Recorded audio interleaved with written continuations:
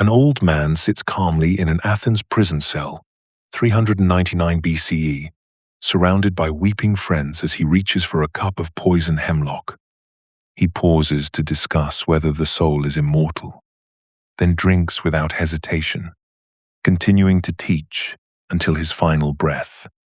This is Socrates, and his willing death for the right to keep asking questions changed human thought forever. The city has condemned him for corrupting the youth, for questioning the gods, for making the weaker argument appear stronger. His friends have arranged everything for his escape. Guards can be bribed. A boat waits at Piraeus. He needs only to walk out the door and live in comfortable exile, continuing his conversations in another city. He refuses, not from resignation or despair, but from conviction. What conviction could matter more than survival? What makes questions so important that they're worth dying for? Socrates wrote nothing. He claimed to know nothing. He owned almost nothing, wandering Athens barefoot, engaging anyone who would talk with him in the marketplace, the gymnasium, the homes of the wealthy. He possessed no doctrine to teach, no school to establish, no wisdom to impart. "I know that I know nothing," he declared, and meant it absolutely. Yet this man, who professed complete ignorance, became the most influential thinker in Western civilization. The paradox runs deeper still. Born in 470 BCE, son of a stonemason and a midwife, Socrates lived through Athens' golden age, the flowering of democracy, drama, philosophy, the construction of the Parthenon. He fought bravely in Athens' wars, stood against illegal mob decisions in the assembly, married and raised children, an ordinary citizen by all external measures.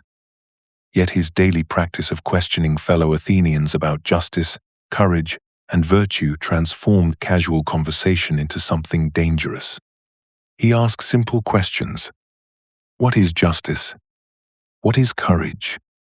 Do you actually know what you mean when you use these words? The politicians who governed the city, the poets whose verses moved audiences, the craftsmen whose skills built Athens, none could answer satisfactorily. Their confident pronouncements dissolved under examination, revealing contradictions they had never noticed, assumptions they could not defend. Socrates made people feel foolish by revealing they didn't understand what they claimed to know. This wasn't intellectual sport or rhetorical trickery. Socrates genuinely believed that how we answer these questions determines whether our lives succeed or fail in the most fundamental sense. That unexamined beliefs about virtue and the good life lead us astray, causing us to pursue what harms us whilst neglecting what could make us truly flourish. That most people sleepwalk through existence, following convention and appetite rather than reason. That waking up to this condition requires painful questioning that most would rather avoid. So they killed him for it. And in choosing death over silence, he demonstrated that his teaching was more than clever argument. The examined life he championed proved worth more than survival. Philosophy revealed itself as something that could justify the ultimate sacrifice. But what examination? What questions?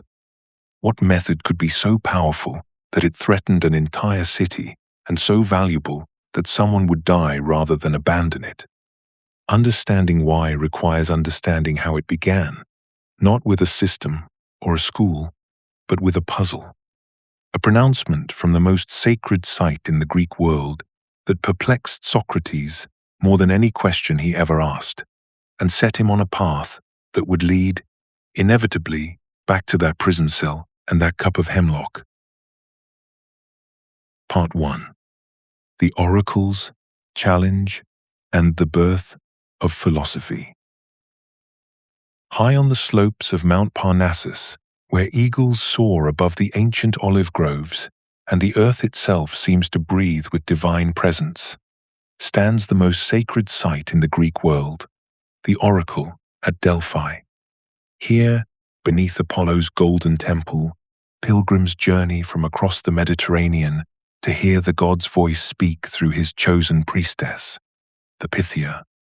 The temple rises from living rock, built into the mountainside, where sweet-scented vapors emerge from deep fissures in the earth. These intoxicating gases fill the inner sanctuary where the Pythia sits upon her sacred tripod. Her consciousness transformed, her voice no longer her own but Apollo's direct pronouncement to mortals seeking divine guidance. Into this awesome setting comes Chaerephon, Socrates' devoted friend and follower, burning with a question that has long troubled him. Chaerephon possesses the kind of restless curiosity that marks true philosophical temperament, and he has watched his friend Socrates engage in countless conversations throughout Athens, always questioning, always probing, always revealing the shallow foundations of what others claim to know. So Chaerephon approaches the Pythia with his inquiry. Is there anyone wiser than Socrates? The priestess, speaking with Apollo's authority, delivers her response with divine certainty. No one. When Chaerephon returns to Athens and reports this extraordinary pronouncement, Socrates experiences genuine bewilderment. In Plato's Apology, he describes his reaction with characteristic intellectual honesty. What can the god mean? What is the interpretation of his riddle? For one know that one have no wisdom, small or great. This response reveals everything essential about Socrates' character. Rather than basking in divine flattery or dismissing the oracle as mistaken, he recognizes a profound puzzle that demands investigation.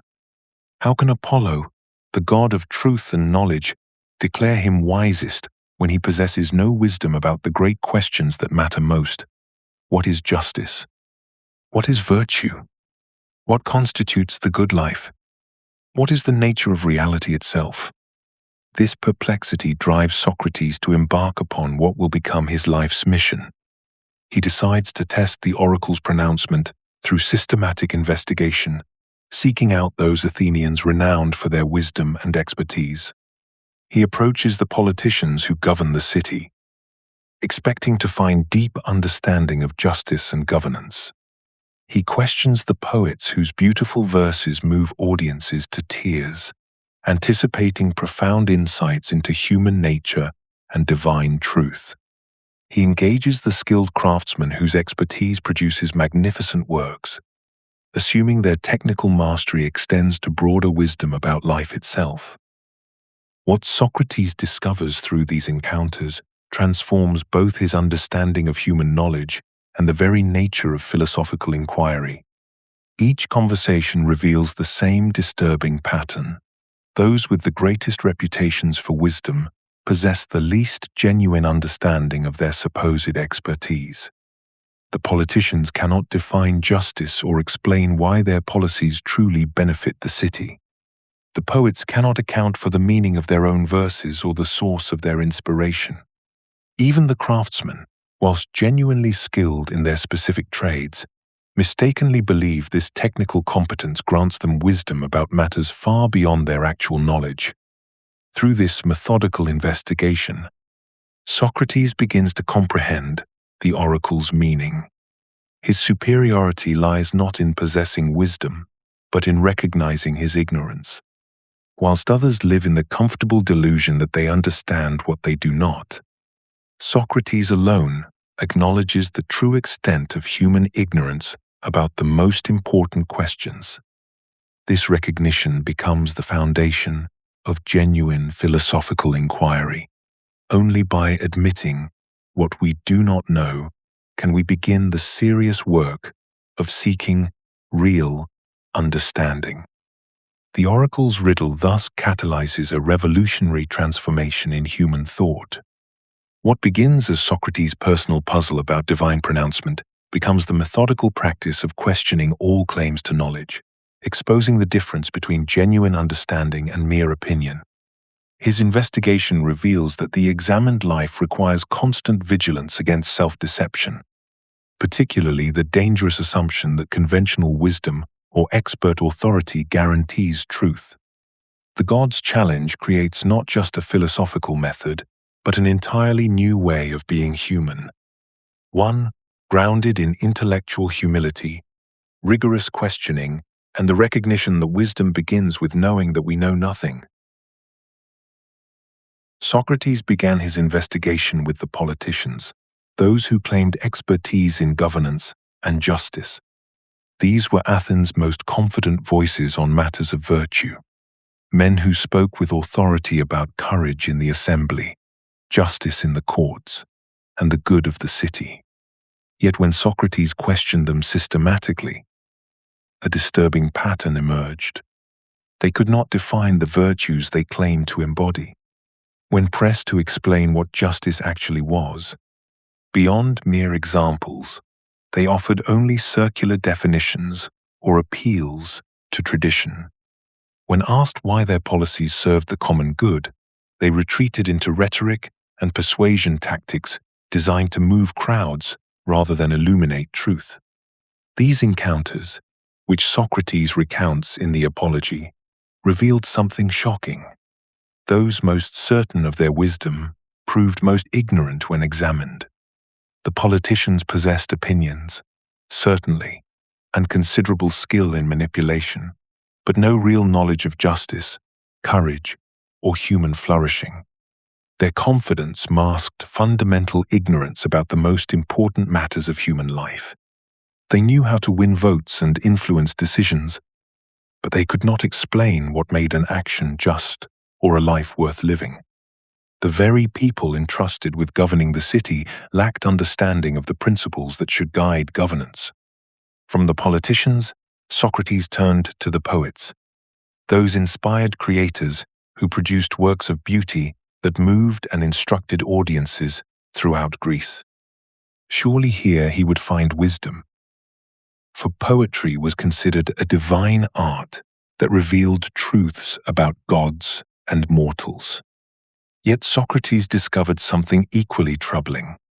Poets create through divine inspiration rather than knowledge, and cannot explain the meaning of their own works when questioned. As he observes, anyone present could speak better than the poets themselves about what they had written. This revelation cut deeper than mere artistic criticism. It exposed the difference between inspired creation and rational understanding. The poets produced beautiful, moving works that seemed to contain profound truths about human nature and divine will. Their audiences found guidance and meaning in these creations, yet the creators themselves possessed no special insight into the truths their works appeared to contain. They were vessels for divine inspiration, not repositories of wisdom. Even genuine talent and beautiful results, Socrates realized, don't guarantee wisdom about life's fundamental questions. The craftsman presented a different case entirely. Here, Socrates encountered genuine knowledge, real expertise that produced tangible results. The carpenter understood wooden joints, the metal worker mastered fire and bronze, the physician knew the body's workings. Socrates acknowledged this technical mastery without reservation.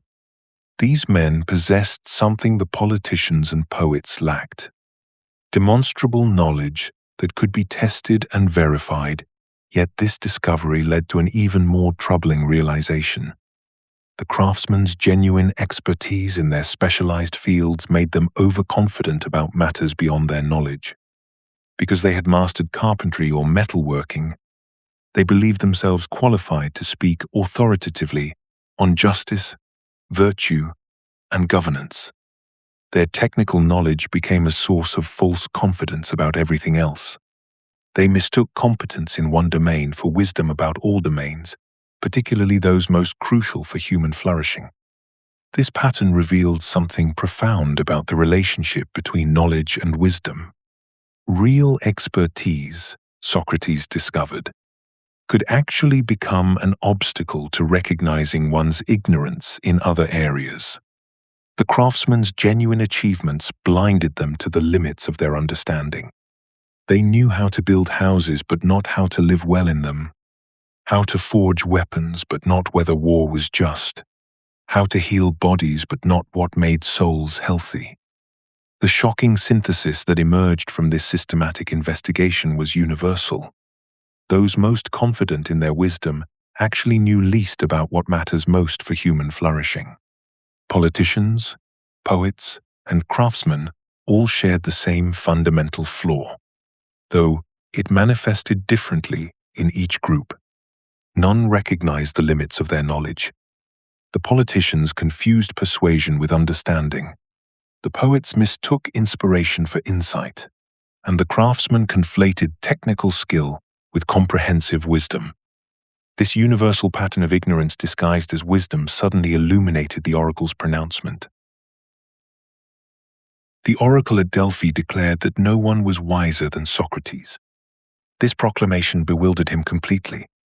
He knew himself to be ignorant of the most important things in life: what justice truly meant, how courage actually manifested, whether virtue could be taught.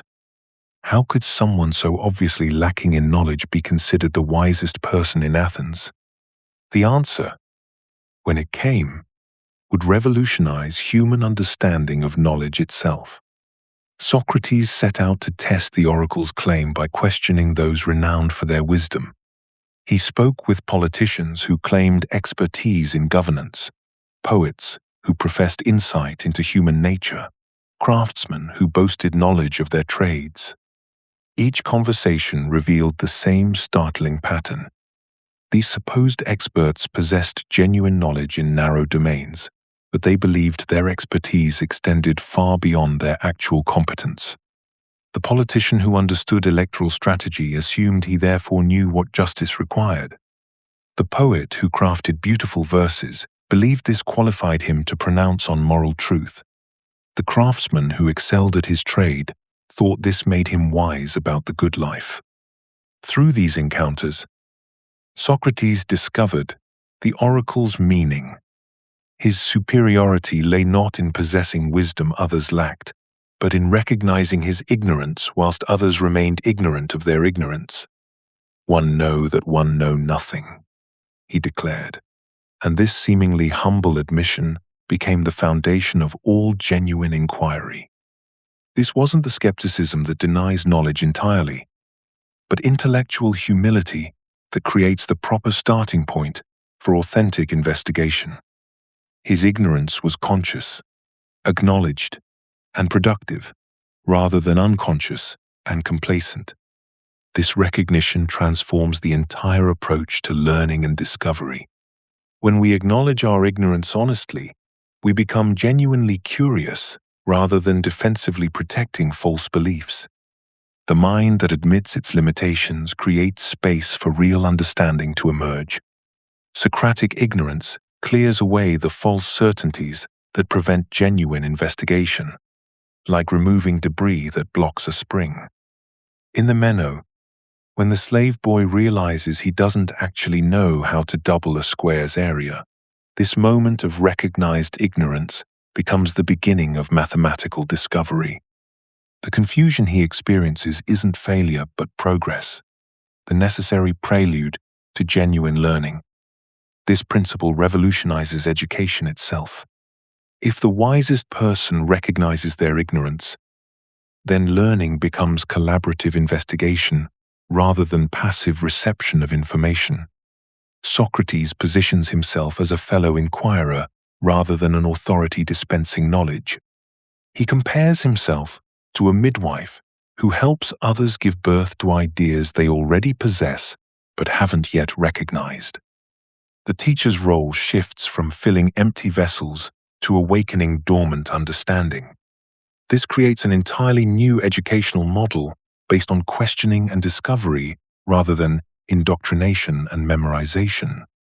Most profoundly, Socratic ignorance becomes the foundation for the philosophical life itself. Once we recognize that we don't truly know what we think we know about justice, virtue, courage, and the good life, philosophical examination becomes not just intellectually interesting, but existentially necessary. If our most basic assumptions about how to live might be fundamentally wrong, then questioning becomes a moral imperative. The unexamined life isn't merely intellectually impoverished, it's potentially tragic, built on foundations that may crumble under scrutiny. This insight transforms philosophy from academic exercise into the essential activity that makes human life distinctly worth living. The recognition of ignorance doesn't paralyze action but purifies it, ensuring our choices emerge from genuine understanding rather than unexamined prejudice. It makes every conversation potentially revelatory, every assumption worthy of investigation, every confident assertion an invitation to deeper inquiry. Deep within the Republic, Plato offers us perhaps the most powerful metaphor in all of philosophy. Prisoners, chained in a cave since birth, watching shadows dance across the wall before them, mistaking these flickering images for reality itself. These prisoners have never turned their heads, never seen the fire casting the shadows, never imagined that what they observe represents mere copies of copies. For them, the shadow world constitutes the entirety of existence. Until one prisoner breaks free, the liberation begins with violence. Someone forces the prisoner to turn around, and immediately, pain floods his experience. The fire that creates the shadows burns his eyes, accustomed only to dim reflections. The objects casting shadows, statues, vessels, figures carried by people walking behind a low wall, appear less real than the familiar shadows, because his eyes cannot yet accommodate this new level of illumination. When dragged up the steep ascent toward the cave's mouth, every step brings fresh agony. The approaching sunlight threatens to blind him completely. Yet this painful journey represents the soul's ascent through the levels of reality toward the eternal forms. The shadows correspond to the images and reflections we encounter in daily experience. The countless particular instances of beauty, justice, or goodness that surround us. The physical objects casting shadows represent the material world itself, still imperfect copies, but closer to truth. The fire symbolizes the sun in the visible realm, whilst the true sun represents the form of the good, the ultimate source of all reality and knowledge. When the freed prisoner finally emerges into sunlight, temporary blindness gives way to extraordinary revelation. He sees not merely particular beautiful things, but beauty itself, the eternal, perfect form that serves as the standard by which all beautiful objects derive whatever beauty they possess. He glimpses justice itself, not the imperfect approximations of justice in human laws and customs, but the perfect, unchanging reality that makes all earthly justice possible. Most remarkably, he perceives the good itself, which Plato describes as the source of truth and reality, like the sun that makes all vision possible. This metaphysical framework establishes why philosophical education matters fundamentally. The eternal forms exist as perfect realities beyond the changing physical world. Justice itself never becomes unjust. Beauty itself never loses its beauty. Truth itself never becomes false. These forms serve as the eternal standards that give meaning and value to our temporal experience. The philosopher who achieves knowledge of these forms has accessed reality in its fullest sense, moving beyond mere opinion about shadows to genuine understanding of truth itself. Yet, enlightenment creates an agonizing dilemma. The philosopher experiences overwhelming joy in contemplating eternal realities, finding in them a satisfaction that no earthly pleasure can match. But knowledge brings responsibility. Having glimpsed truth, Can the philosopher remain in the sunlight, whilst others remain chained in darkness? Plato insists that moral obligation demands return to the cave, despite knowing the prisoners will resist enlightenment and likely attack the messenger. The returning philosopher faces a cruel irony. Eyes adjusted to sunlight cannot immediately see clearly in the cave's darkness, making the enlightened person appear foolish to those who never left. When attempting to free other prisoners and explain that their shadow world represents mere illusion, the philosopher encounters not gratitude, but hostility. The prisoners prefer familiar darkness to painful illumination, comfortable lies to difficult truths. They may well kill anyone who threatens their cherished illusions. Precisely what Athens did to Socrates. This metaphysical allegory illuminates Socrates' practical mission with startling clarity. His recognition of ignorance and commitment to relentless questioning represents the philosopher's return to the cave, his attempt to help fellow Athenians recognize that their confident opinions about justice, courage, and virtue are merely shadows of true reality. When Socrates demonstrates that respected citizens cannot define the virtues they claim to possess, he performs the violent act of forcing prisoners to turn around and confront the inadequacy of their shadow knowledge.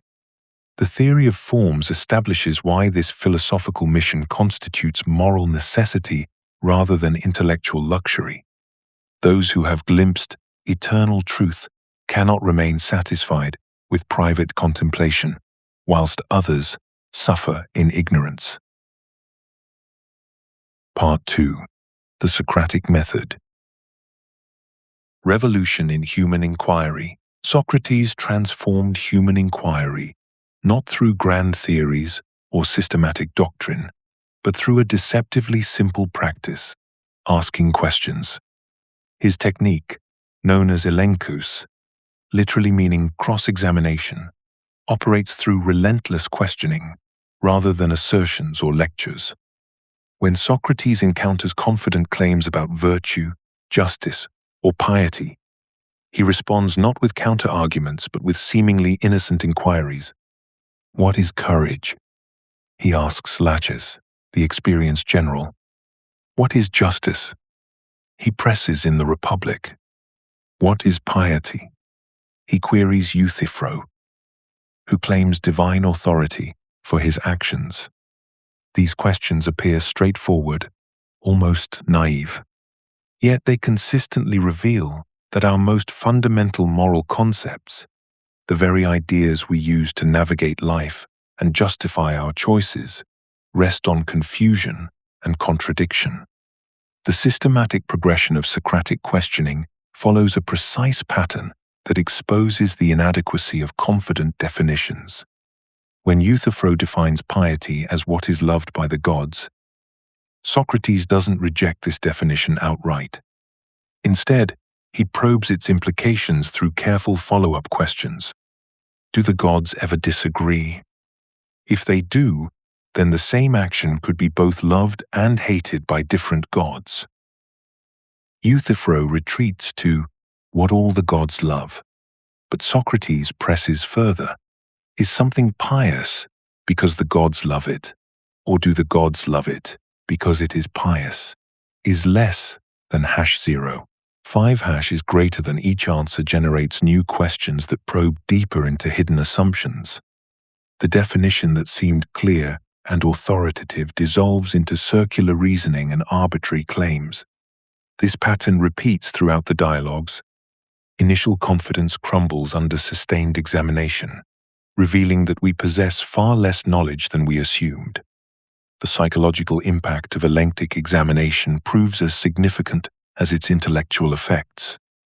Participants often begin conversations feeling secure in their expertise, only to find themselves increasingly confused and frustrated as their confident opinions dissolve under scrutiny. Meno famously compares the experience to being stung by a torpedo fish, paralyzed and numbed by Socrates' questions. This discomfort is neither accidental nor cruel. The process necessarily exposes contradictions between stated beliefs and actual commitments, revealing that people routinely hold incompatible views without recognizing the conflict. A person might simultaneously claim that justice is helping friends and harming enemies, whilst also believing that harming anyone is wrong.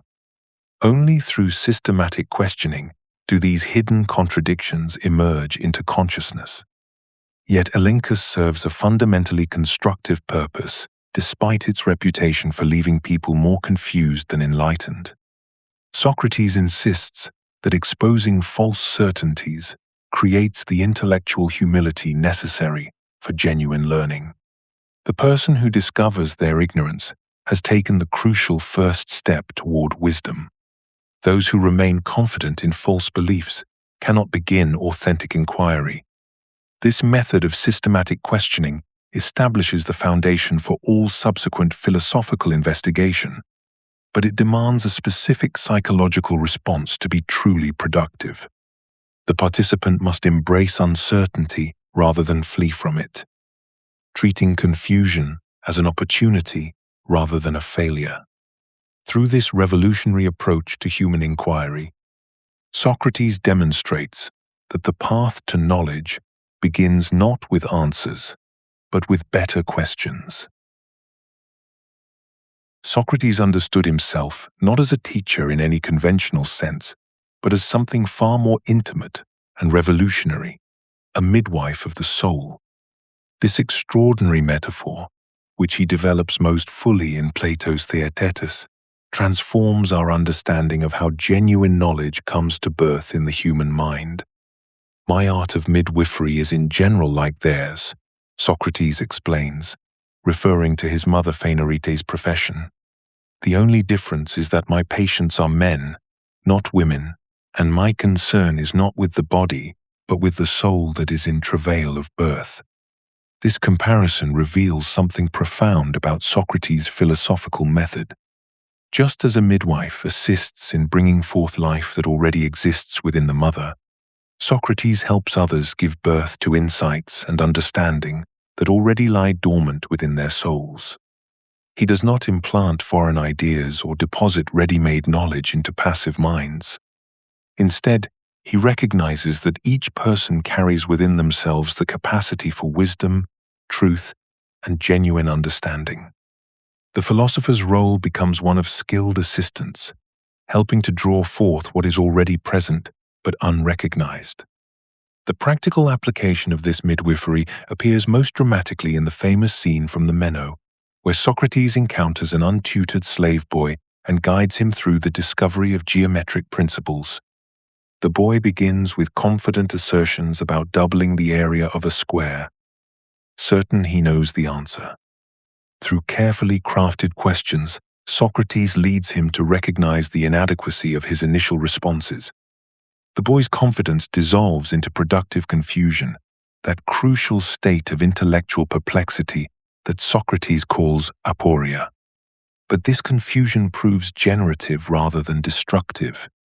Continuing to question without providing answers, Socrates helps the boy discover the correct solution through his own reasoning process. The slave gradually develops genuine understanding of the geometric relationship, arriving at insights that feel both surprising and inevitable. Most remarkably, these discoveries emerge from the boy's own intellectual labor. Socrates provides no information, offers no explanations, delivers no lectures. He simply asks the right questions at the right moments, creating space for the boy's own mind to work. This demonstration proves something revolutionary about human learning and knowledge. The slave boy's discoveries suggest that learning is fundamentally recollection and recognition rather than external instruction. The truths he uncovers were not absent from his mind, waiting to be installed by a teacher. They existed as potentials within his rational capacity, requiring only the right conditions to emerge into consciousness. This transforms education from a process of filling empty vessels to one of awakening dormant powers. The midwife metaphor carries profound implications for understanding the nature of human knowledge itself. If genuine insights cannot be simply transmitted from teacher to student, then authentic learning requires active participation, intellectual struggle, and personal discovery. Knowledge becomes something each individual must create for themselves through their own mental effort, rather than something they can passively receive from external authorities. Socrates describes himself as barren of wisdom, possessing no ready-made truths to deliver to others. His skill lies not in having answers, but in recognizing the signs of intellectual pregnancy in others and knowing how to assist in the birth process. This creates an entirely different model of intellectual relationship, based on collaborative inquiry rather than authoritarian instruction. The philosopher becomes a partner in discovery rather than a dispenser of predetermined conclusions. This approach assumes something remarkable about human nature, that all people possess within themselves the capacity for wisdom, virtue, and understanding.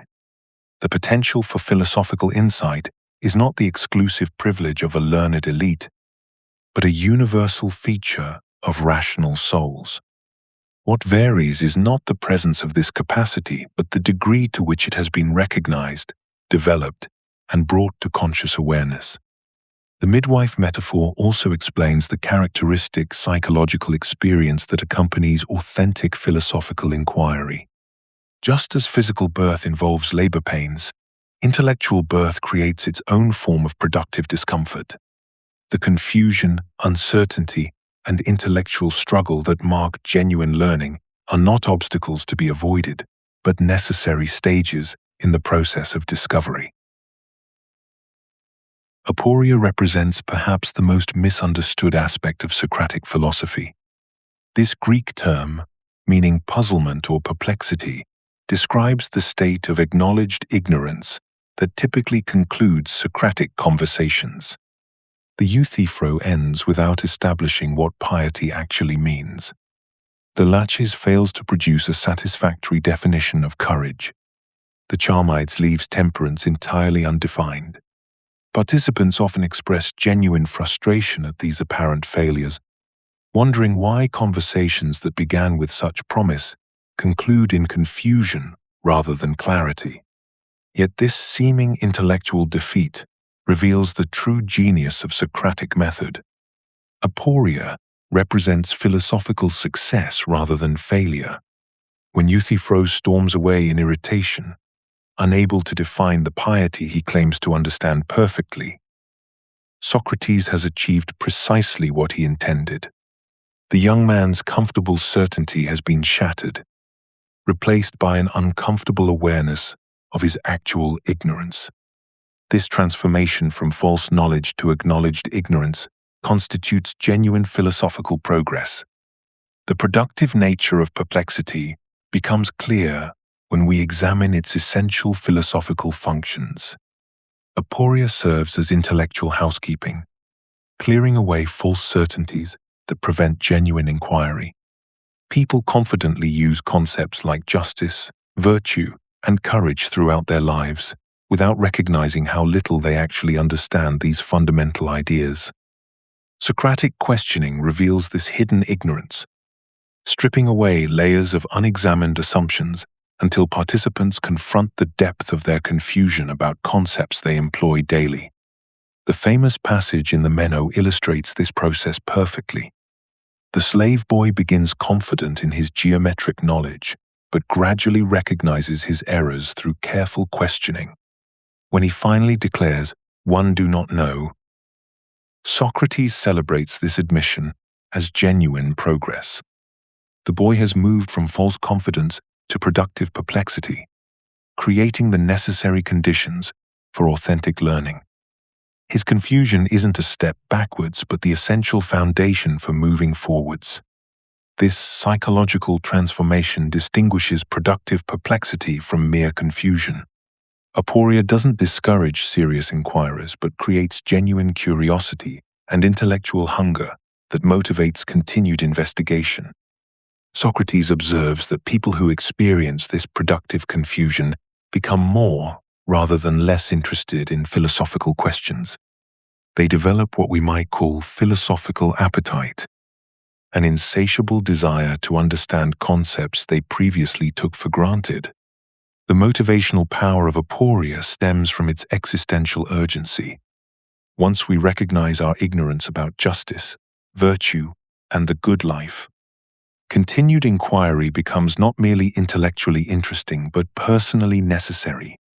How can we live well if we don't understand what constitutes human flourishing? Is less than #0, 5 is greater than?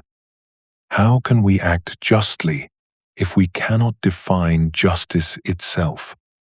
These questions acquire pressing practical significance once comfortable assumptions dissolve. Aporia thus connects directly to Socrates' broader understanding of wisdom and the philosophical life. The recognition that we don't know what we thought we knew about fundamental concepts creates a permanent state of intellectual humility combined with relentless curiosity. This psychological stance toward knowledge and ignorance shapes the entire approach to moral development and the care of the soul. The philosopher lives in productive perplexity, always questioning, always learning, never satisfied with easy answers. This isn't intellectual paralysis but dynamic engagement with the deepest questions of human existence. Aporia prevents intellectual complacency by maintaining awareness that our most basic concepts require ongoing examination and refinement. This state of productive confusion becomes the defining characteristic of genuine philosophical consciousness. Rather than seeking quick closure or comfortable certainties, the philosopher embraces the ongoing challenge of understanding concepts that initially appeared simple but reveal infinite complexity upon examination. Aporia transforms philosophy from academic exercise into existential necessity, making the examined life not just intellectually valuable, but personally urgent. Part 3. The Care of the Soul. Socrates' moral revolution. Ancient Athens measured human worth through the visible and tangible. Homer's heroes achieved immortality through battlefield glory and physical prowess. Wealthy citizens displayed their virtue through magnificent public buildings and lavish festivals. Politicians gained honor through rhetorical skill and popular acclaim. Athletic victors became living legends, their names carved in marble for generations to admire. Greek culture celebrated what could be seen, touched, counted, and publicly acknowledged. A man's value derived from his possessions, his bloodline, his victories, and his reputation amongst his peers. Socrates shattered this entire framework with a simple but revolutionary claim. None of these external achievements determine human worth or happiness. The body that wins athletic contests will age and decay. Wealth accumulated through shrewd business dissolves in market crashes or political upheaval. Political power shifts with public opinion. Even the most glorious military victory becomes ancient history within a generation.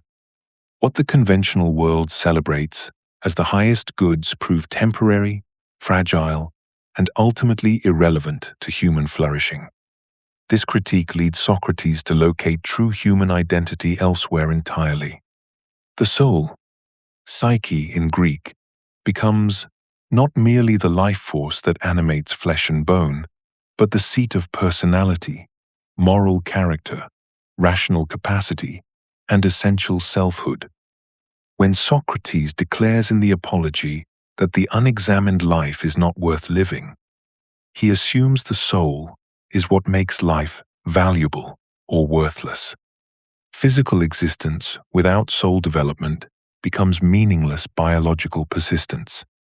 Through countless dialogues, Socrates demonstrates this revolutionary understanding of human identity. When he questions young men about their beliefs, he addresses not their bodies or social positions, but their souls, their capacity for reasoning, their moral commitments, their deepest convictions about justice and virtue. The soul emerges as the true self that persists through physical changes and potentially survives bodily death.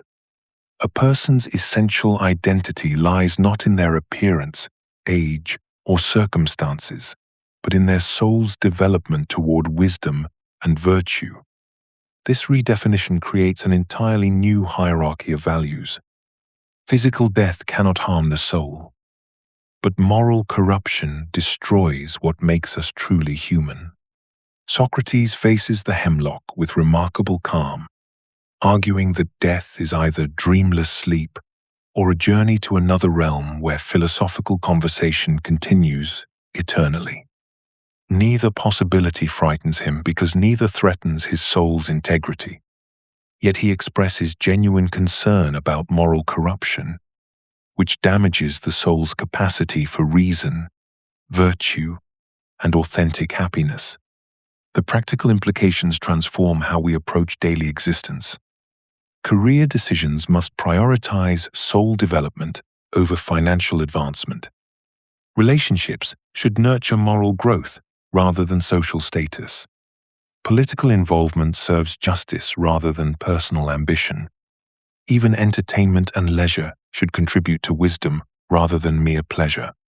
Socrates embodied these priorities throughout his life, remaining indifferent to wealth, comfort, and conventional success, whilst maintaining passionate commitment to philosophical inquiry and moral development. This understanding of human nature as essentially soul-centered leads inevitably to examining what the soul actually needs to flourish. If external goods cannot provide genuine happiness, and if the soul represents our true identity, then caring for the soul becomes life's primary obligation. The conventional approaches to happiness, accumulating possessions, seeking pleasure, gaining power, fail because they address the wrong aspect of human nature.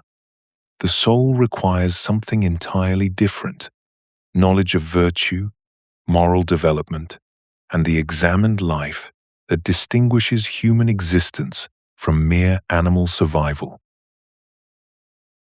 Socrates understood something profound about human nature that his contemporaries consistently missed.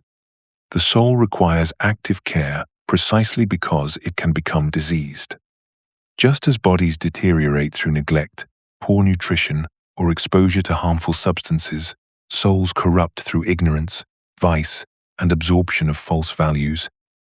This analogy between physical and spiritual health runs throughout the dialogues, transforming moral philosophy from abstract theorizing into urgent medical necessity.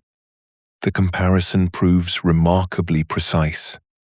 Physical illness causes pain, dysfunction, and prevents the body from performing its natural functions. Moral corruption operates identically. It damages the soul's capacity for clear thinking, sound judgment, and authentic happiness.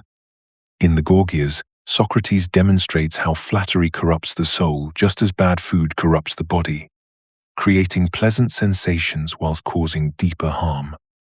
Both forms of corruption share a crucial characteristic. They often feel good initially whilst causing progressive damage to natural functioning. This medical metaphor reveals why soul care cannot remain optional luxury. We don't debate whether to treat physical diseases. We recognize them as threats to well-being requiring immediate attention. Socrates argues that spiritual diseases demand identical urgency. The soul suffering from vice experiences real dysfunction, distorted perception, compromised reasoning, internal conflict, and the inability to achieve genuine satisfaction. Vice literally corrupts the soul's operating system. Greed transforms every relationship into a transaction, every experience into a calculation of personal advantage. The greedy person cannot perceive genuine value because their judgment has been systematically distorted. They mistake appearance for reality, confusing what glitters for what truly nourishes. Cowardice prevents rational risk assessment. The coward cannot distinguish genuine threats from imaginary ones, leading to either paralyzing fear or reckless overcompensation. Injustice creates perhaps the most devastating corruption. The unjust person must maintain elaborate self-deceptions to avoid confronting their actions. They develop what Socrates identifies as a divided soul. One part, knowing the truth, another part, constructing justifications.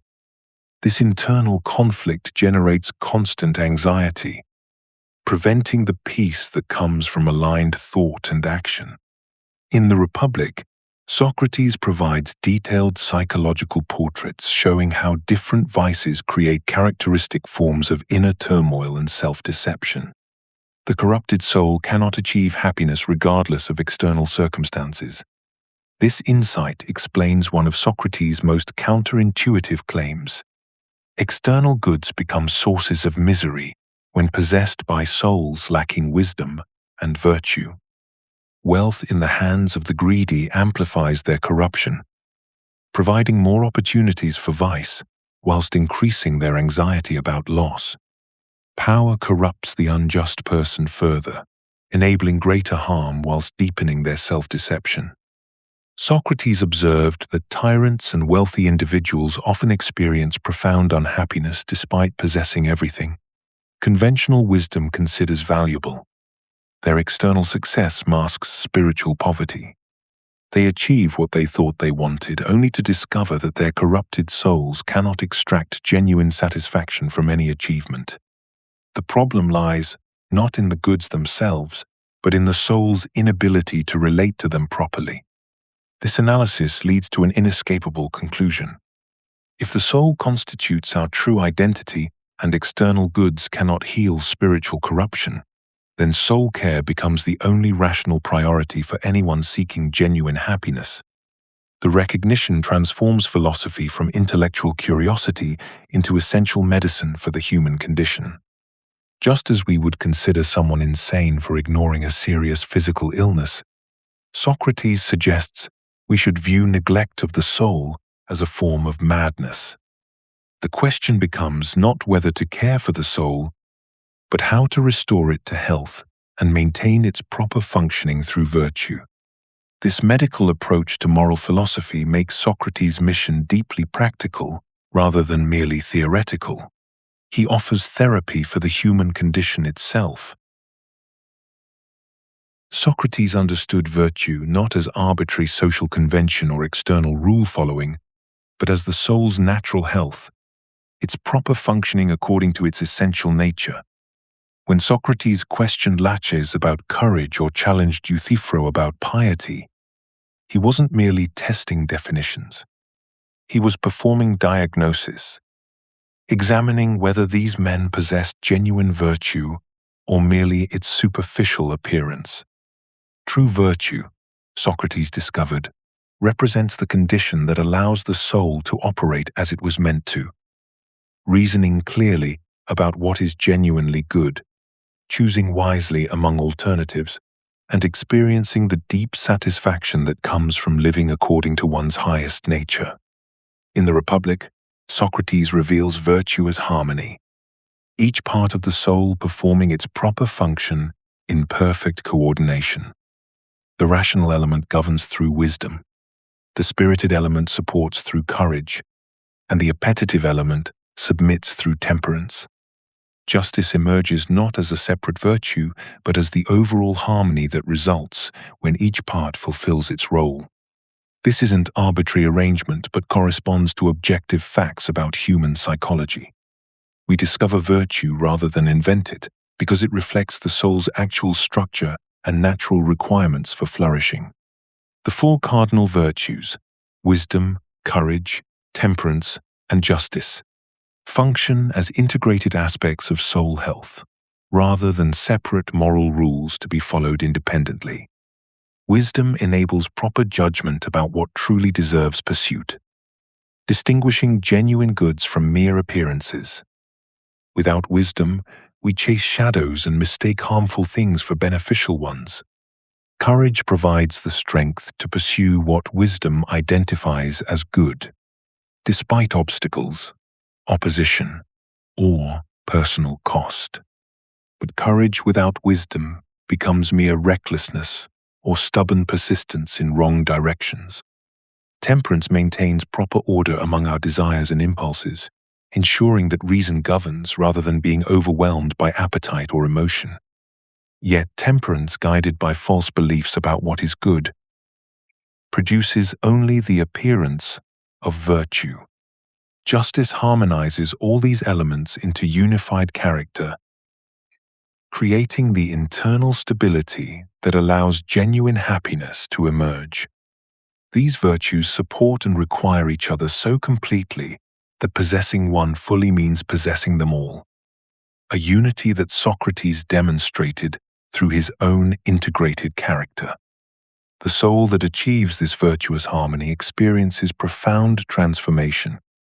Socrates exemplified this throughout his life, maintaining equanimity in prison, accepting death with calm curiosity rather than fear, finding consistent joy in philosophical conversation despite poverty and social rejection.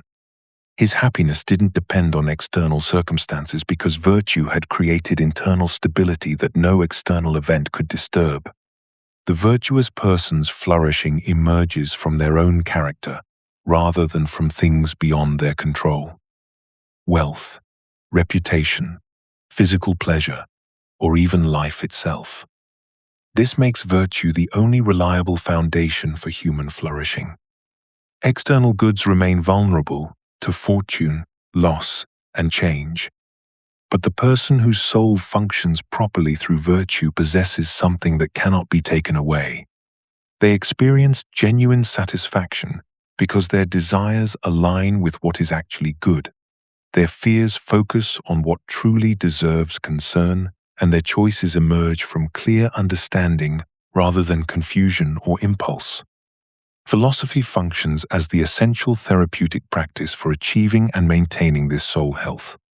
Socratic questioning operates as medical treatment, diagnosing spiritual corruption and prescribing the remedy of self-knowledge and virtue. When Socrates examined his fellow Athenians, he performed the work of a physician treating patients who didn't recognize their illness. Their souls suffered from the disease of thinking they knew what they didn't know, of pursuing false goods, of living in contradiction with their own nature. The philosophical life provides systematic medicine for the human condition. Through continuous examination, questioning assumptions, and pursuing wisdom, we gradually purify the soul of ignorance and corruption. This isn't academic luxury but necessary treatment for spiritual illness that affects everyone. Philosophy becomes the practical method for achieving virtue and maintaining the soul's health through understanding and right living, the path to authentic human flourishing that no external circumstance can destroy. Part Patru. The paradox of virtue and knowledge. Socrates advanced perhaps the most counterintuitive and controversial teaching in the history of moral philosophy. All wrongdoing stems from ignorance, rather than evil intention or moral weakness. No one does wrong willingly, he declared repeatedly throughout the dialogues, challenging every common-sense assumption about human behavior and moral responsibility. When we witness cruelty, betrayal, or self-destructive behavior, our instinct is to attribute these actions to malice, weakness of will, or deliberate choice of evil. Socrates argued that this instinct is fundamentally mistaken.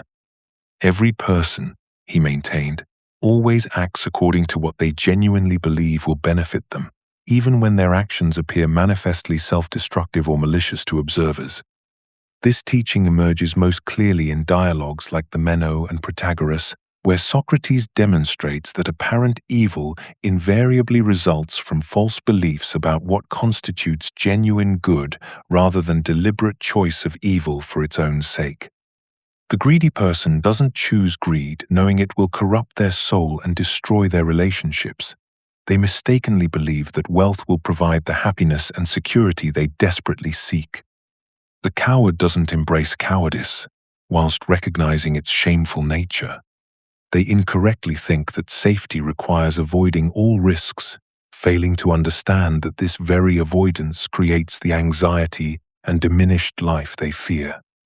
The unjust individual doesn't harm others whilst acknowledging injustice as evil.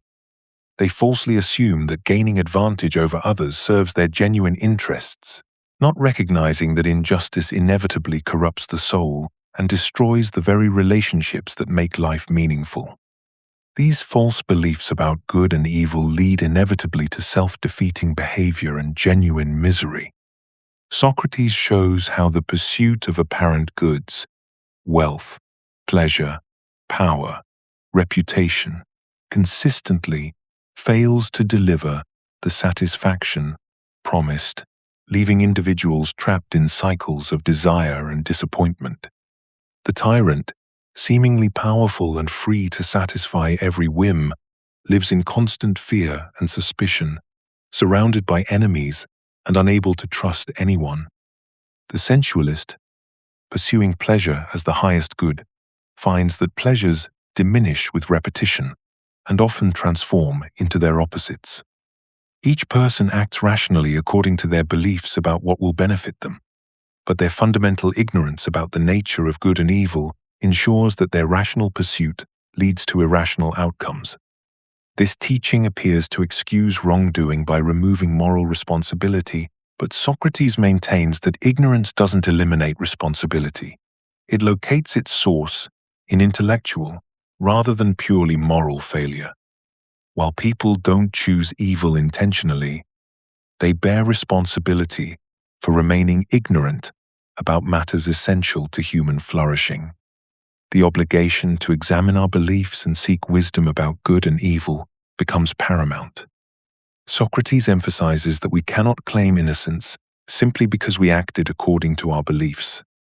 We must ensure that our beliefs correspond to reality, particularly regarding the most important questions of human existence. This shifts focus from punishment to education as the appropriate response to wrongdoing. But it doesn't diminish the seriousness of moral failure. The revolutionary implications of this teaching transform our understanding of human nature and moral development. If all vice stems from ignorance, then moral improvement becomes primarily a matter of education and intellectual development rather than willpower or character training through habit. Traditional approaches to ethics emphasize strengthening the will, developing good habits through practice, or suppressing evil desires through discipline.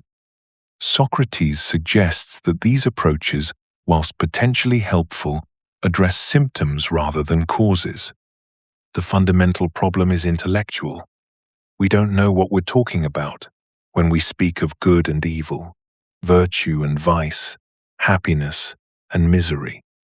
This connects directly to Socrates' emphasis on definition, understanding, and rational inquiry as the path to virtue. If someone truly understood the nature of courage, they would necessarily act courageously, not because they forced themselves to overcome fear, but because they would see clearly that courage serves their genuine interests, whilst cowardice undermines them.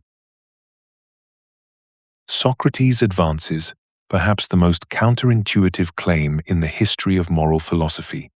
Virtue is knowledge, and no one does wrong willingly. This isn't mere philosophical speculation, but a revolutionary understanding of human nature itself. When we truly comprehend what justice, courage, temperance, and wisdom accomplish for human flourishing, we choose virtue not through moral struggle, but through intellectual clarity. The virtuous person resembles the skilled physician who naturally prescribes the correct treatment because expertise makes the right choice obvious. Throughout the dialogues, Socrates treats virtue as techne, a form of craft knowledge comparable to navigation or medicine. The skilled navigator doesn't wrestle with temptation to steer incorrectly. Knowledge of seamanship makes proper navigation inevitable.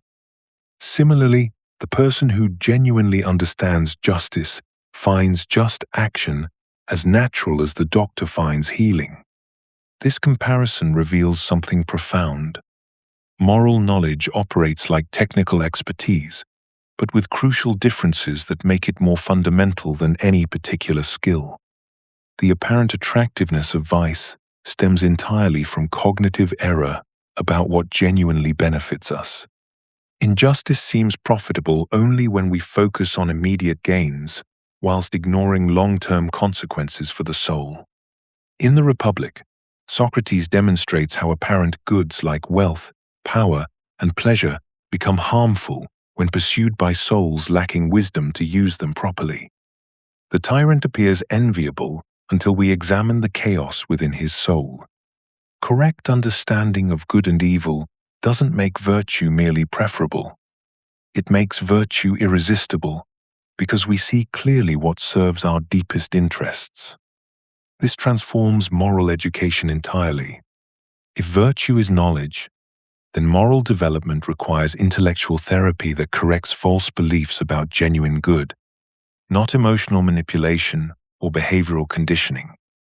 Socrates never commands or exhorts. He questions and defines. His approach treats moral problems as cognitive errors correctable through proper understanding. The person who steals believes theft will benefit them. Show them clearly how theft harms the soul, and the motivation for stealing dissolves. Consider how this connects to Socrates' persistent questions about definitions.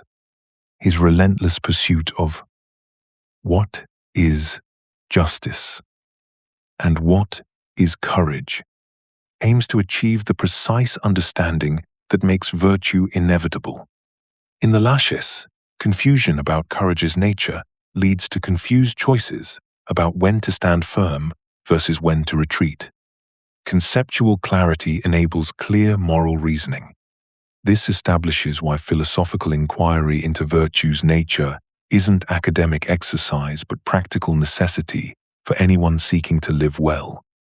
The implications radiate throughout human experience. If vice truly stems from ignorance, then moral evil becomes a form of intellectual disability rather than deliberate malice.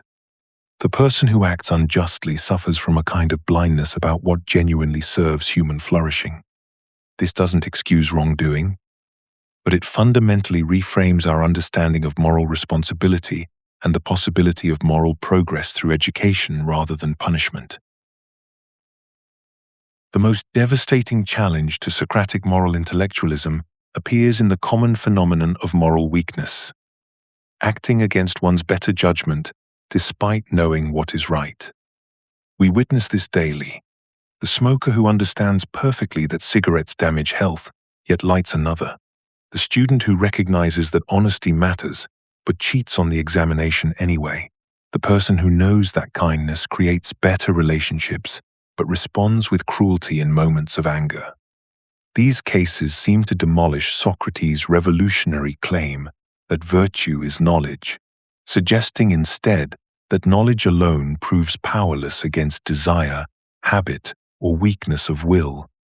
This apparent counterexample strikes at the heart of Socratic philosophy. If people regularly act against their moral knowledge, then understanding good and evil cannot be sufficient for virtuous action. The phenomenon of akrasia, literally lack of mastery, appears to demonstrate that moral behavior requires something beyond intellectual comprehension, perhaps stronger willpower, better emotional regulation, or more disciplined habits. The person struggling with addiction knows the harm, but cannot stop. The politician understands the importance of integrity, but lies for political advantage. Such cases suggest that moral education focused on knowledge and understanding misses the crucial elements of character formation. Yet Socrates offers a sophisticated response that transforms our understanding of these apparent failures. In the Protagoras, he argues that what we interpret as moral weakness actually reveals incomplete or superficial knowledge, rather than the failure of knowledge to guide action. When someone acts against their supposed better judgment, They demonstrate that their knowledge was never truly present in the transformative sense that Socrates describes. True moral knowledge, the deep, experiential understanding of good and evil, cannot coexist with contrary action, because such knowledge necessarily includes understanding of what genuinely serves human flourishing. The crucial distinction lies between intellectual assent to moral propositions and the profound comprehension that transforms behavior. The smoker who knows cigarettes cause harm possesses only surface-level information, not the vivid understanding of how continued smoking destroys the very things he values most. If he truly grasped, with the immediacy and clarity that Socrates calls knowledge, how smoking undermines his deepest goals and aspirations, the behavior would become impossible. The apparent conflict between knowledge and action dissolves when we recognize that genuine moral knowledge includes complete understanding of consequences, relationships, and the nature of human good. Socrates analyzes specific cases of apparent akrasia as conflicts between different types of belief, rather than battles between knowledge and desire. The person who continues harmful behavior actually believes more strongly in competing claims, that immediate pleasure outweighs long-term consequences, that they can avoid negative outcomes through cleverness or luck, or that their situation differs from general rules. He uses the analogy of visual perspective. Objects appear larger when closer to the eye, to explain how present pleasures seem to outweigh future pains, not because of weakness, but because of mistaken measurement. The person choosing immediate gratification over long-term benefit demonstrates faulty calculation rather than moral failure. This analysis reveals why superficial moral education consistently fails to produce lasting virtue. Teaching moral rules or inspiring temporary emotional commitment cannot substitute for the thorough philosophical examination that produces genuine understanding. If apparent moral weakness results from incomplete knowledge rather than insufficient willpower, then sustainable virtue requires the kind of deep inquiry that Socrates practices, systematic questioning that reveals the true relationships between actions and human flourishing, that exposes hidden assumptions and contradictions in our beliefs about good and evil. The practical implications prove profound for how we approach moral development.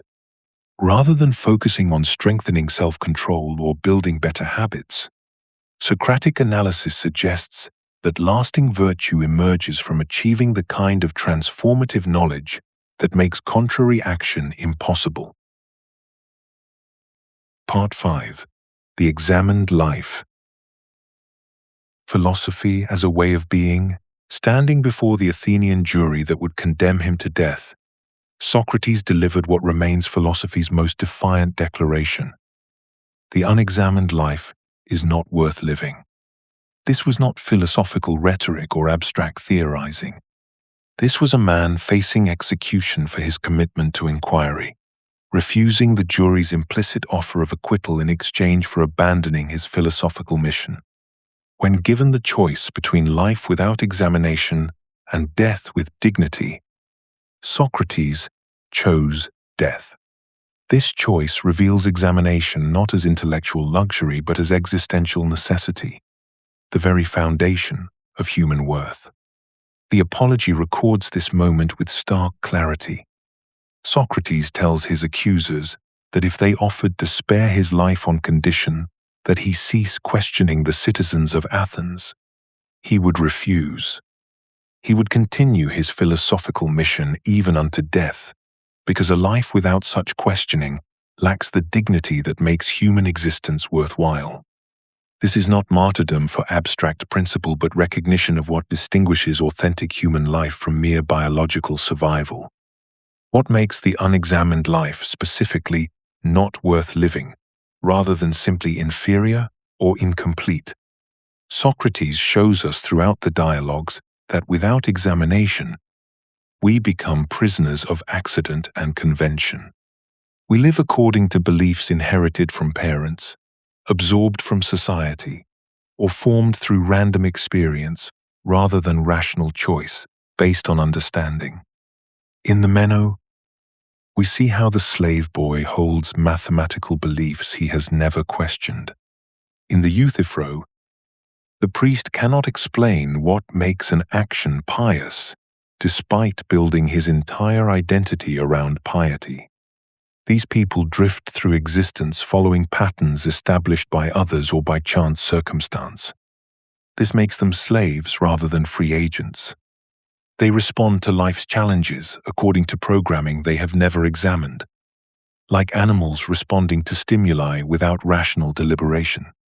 Their choices emerge from habit, emotion, social pressure, or immediate desire, rather than from understanding of what they are doing and why.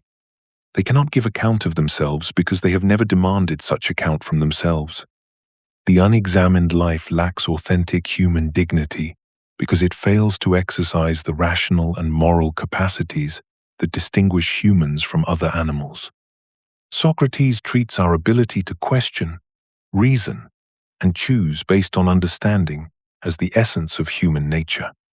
When we live without using these capacities, we reduce ourselves to the level of plants that grow according to biological programming or animals that follow instinctual patterns. We possess the equipment for rational and moral agency but leave it dormant, like a musician who never touches their instrument. This creates a peculiar form of self-betrayal. Humans alone among earthly creatures can ask, "What should one do?" and "How should one live?" is less than #0. 5 is greater than and demand rational answers. We can examine our beliefs, question our assumptions, and choose our values based on reasoned consideration rather than blind acceptance. When we fail to exercise these distinctively human capacities, we waste our nature and forfeit our dignity. We become less than we are capable of being. The capacity for examination creates the obligation to examine. Socrates argues that we cannot claim innocent ignorance about matters we have the ability to investigate. If you can question whether your beliefs are true, whether your actions are right, whether your life has meaning and direction, then you bear responsibility for undertaking such questioning. Ignorance becomes culpable when it results from refusal to use available rational capacities rather than genuine inability to know. This establishes examination as both privilege and duty. We have been granted the remarkable ability to step back from immediate experience and ask whether we are living well, whether our beliefs correspond to reality, whether our values deserve our commitment. This gift comes with responsibility. To leave these questions unasked is to waste our distinctive human endowment and live beneath our potential. The examined life emerges as the only life worthy of human nature, because only through examination do we become genuine agents of our own existence rather than products of circumstance. Only through questioning do we transform inherited assumptions into chosen convictions, social conventions into personal principles, accidental habits into deliberate practices. The examined life is the free life, the responsible life, the authentically human life. This is why Socrates preferred death to abandoning examination.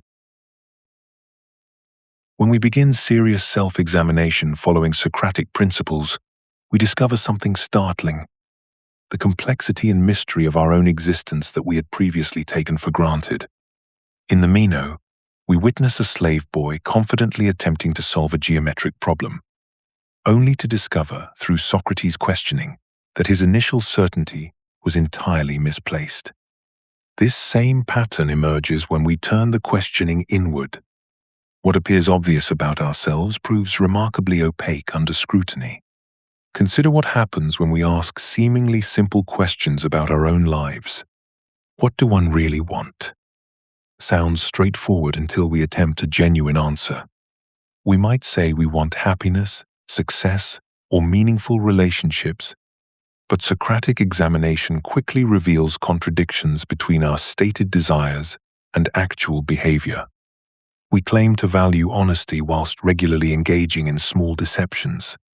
We profess to want deep connections whilst consistently choosing activities that isolate us. In the Laches, two respected generals cannot adequately define courage despite being celebrated for their bravery. Similarly, we discover gaps between our confident self-assessments and our genuine understanding of our own motivations, fears, and aspirations. The examination reveals something even more unsettling: the extent to which our beliefs, values, and goals have been shaped by sources other than rational deliberation. Family upbringing, cultural assumptions, peer pressure, advertising, and random experiences have collectively constructed much of what we consider our authentic selves. In the Euthyphro, we see how inherited religious beliefs crumble when subjected to logical analysis. Euthyphro cannot explain why his confident assertions about piety are true, revealing that his certainty rests on tradition rather than understanding. This same pattern emerges in our personal examination. We hold strong opinions about politics, morality, and lifestyle choices, but Socratic questioning exposes the arbitrary and often contradictory nature of these inherited influences. We discover that many of our deepest convictions cannot be explained or defended beyond "that's how one was raised," or "everyone knows that." The revelation of this intellectual dependence can be profoundly disturbing, as it suggests that what we considered our autonomous choices were largely predetermined by circumstances beyond our control. Yet this uncomfortable discovery proves essential for achieving authentic autonomy.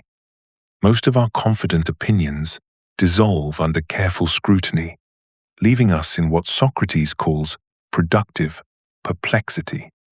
In dialogue after dialogue, we witness this dissolution of false certainty. Respected citizens who use concepts like justice, courage, friendship, and happiness daily discover they cannot adequately define these terms that structure their entire worldview. The confident general cannot explain courage. The pious man cannot define piety. The just citizen cannot articulate justice. This dissolution might seem destructive, but Socrates demonstrates its constructive purpose. When Meno's slave boy realizes his ignorance about geometry, he becomes genuinely curious and capable of learning. Similarly, when we recognize that we don't really know what we mean by the concepts we use most frequently, we create space for authentic inquiry. The self-knowledge that emerges from this process, however unsettling, provides the foundation for genuine choice and meaningful improvement by clearing away the illusions that prevent clear thinking. This process of self-discovery connects to the broader Socratic understanding of human nature and moral development. Recognizing our ignorance and the arbitrary nature of many beliefs creates both freedom and responsibility. Freedom from unconscious conformity to inherited assumptions, and responsibility to choose our values based on rational investigation rather than accident. We become capable of authentic moral development precisely because we understand how much of our previous development was inauthentic. This self-knowledge becomes the foundation for what Socrates considers the only life worth living. Understanding examination as an ongoing practice rather than a one-time achievement, we recognize that the depth of self-knowledge available through sustained inquiry transforms not just what we know about ourselves, but who we become through the very process of questioning. Socrates transforms the examined life from an abstract philosophical ideal into a concrete daily practice. This examination is not a periodic reflection or occasional self-assessment, but the continuous questioning that shapes every moment of authentic human existence. In the marketplace of Athens, engaging with merchants about the nature of justice in their transactions. In the gymnasium, questioning athletes about courage and its relationship to physical strength. At dinner parties, examining hosts and guests about the meaning of friendship and virtue. Every encounter becomes an opportunity for philosophical inquiry. Every conversation, a chance to test assumptions against the demands of truth. This daily practice requires fresh questioning of our most basic assumptions about value, meaning, and purpose. The beliefs we held yesterday, the commitments that seemed certain last month, the values we inherited from family and society, all must face renewed scrutiny as circumstances change and understanding develops. When Crito visits Socrates in prison, urging escape, we witness this principle in action. Socrates does not simply rely on previous conclusions about justice and obligation. He examines anew what it means to live consistently with one's principles, what duties we owe to the state, how personal relationships relate to moral commitments. Each new situation demands fresh philosophical work, not mere application of established rules. The philosopher becomes a perpetual student of existence, maintaining intellectual humility and curiosity throughout life. Socrates at 70 continues learning, questioning, growing in wisdom precisely because he recognizes the vastness of what remains unknown. This prevents the spiritual death that comes from believing we have arrived at final answers, from settling into comfortable certainties that stop moral and intellectual development. Even facing execution, Socrates continues his philosophical mission, using his final hours to explore questions about death, immortality, and the soul's relationship to the body.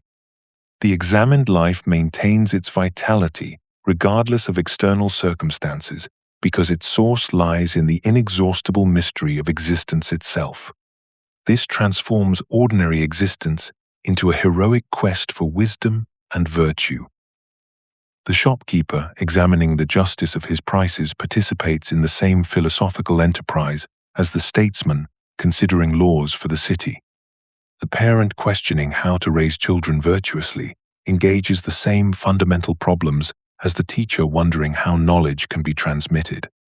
Socrates teaches that philosophy is the greatest good that can happen to a person and to the city because it connects every mundane activity to the deepest questions about how human beings ought to live.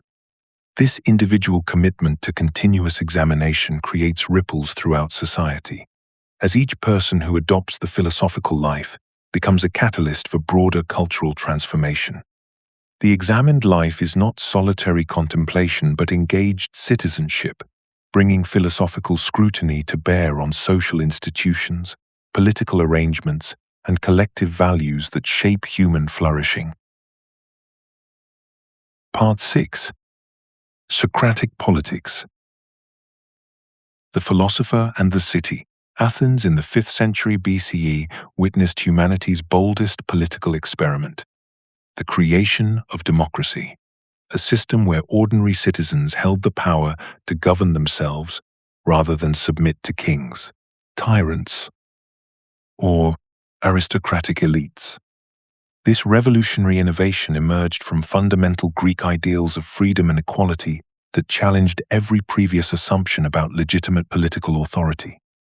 Under reformers like Cleisthenes and later Pericles, Athens developed institutions that promised to transform subjects into citizens, replacing the arbitrary rule of the few with the collective wisdom of the many. The very word democracy declared this radical proposition: Demoskratia, the power of the people themselves. The democratic promise rested on principles that seemed to solve the eternal problem of political legitimacy. If no person possesses natural authority over others, then legitimate government must derive from the consent and participation of those governed. Democracy appeared to embody justice itself by ensuring that political decisions emerged from free debate among equals rather than the whims of rulers. The system promised that collective deliberation would produce wiser policies than any individual could devise, that the common good would emerge from citizens genuinely concerned with their community's welfare. Pericles captured this optimism in his famous funeral oration, celebrating Athens as a model for all humanity precisely because its citizens shared responsibility for their own governance. Athenian democracy functioned through direct participation that gave citizens genuine control over their political destiny.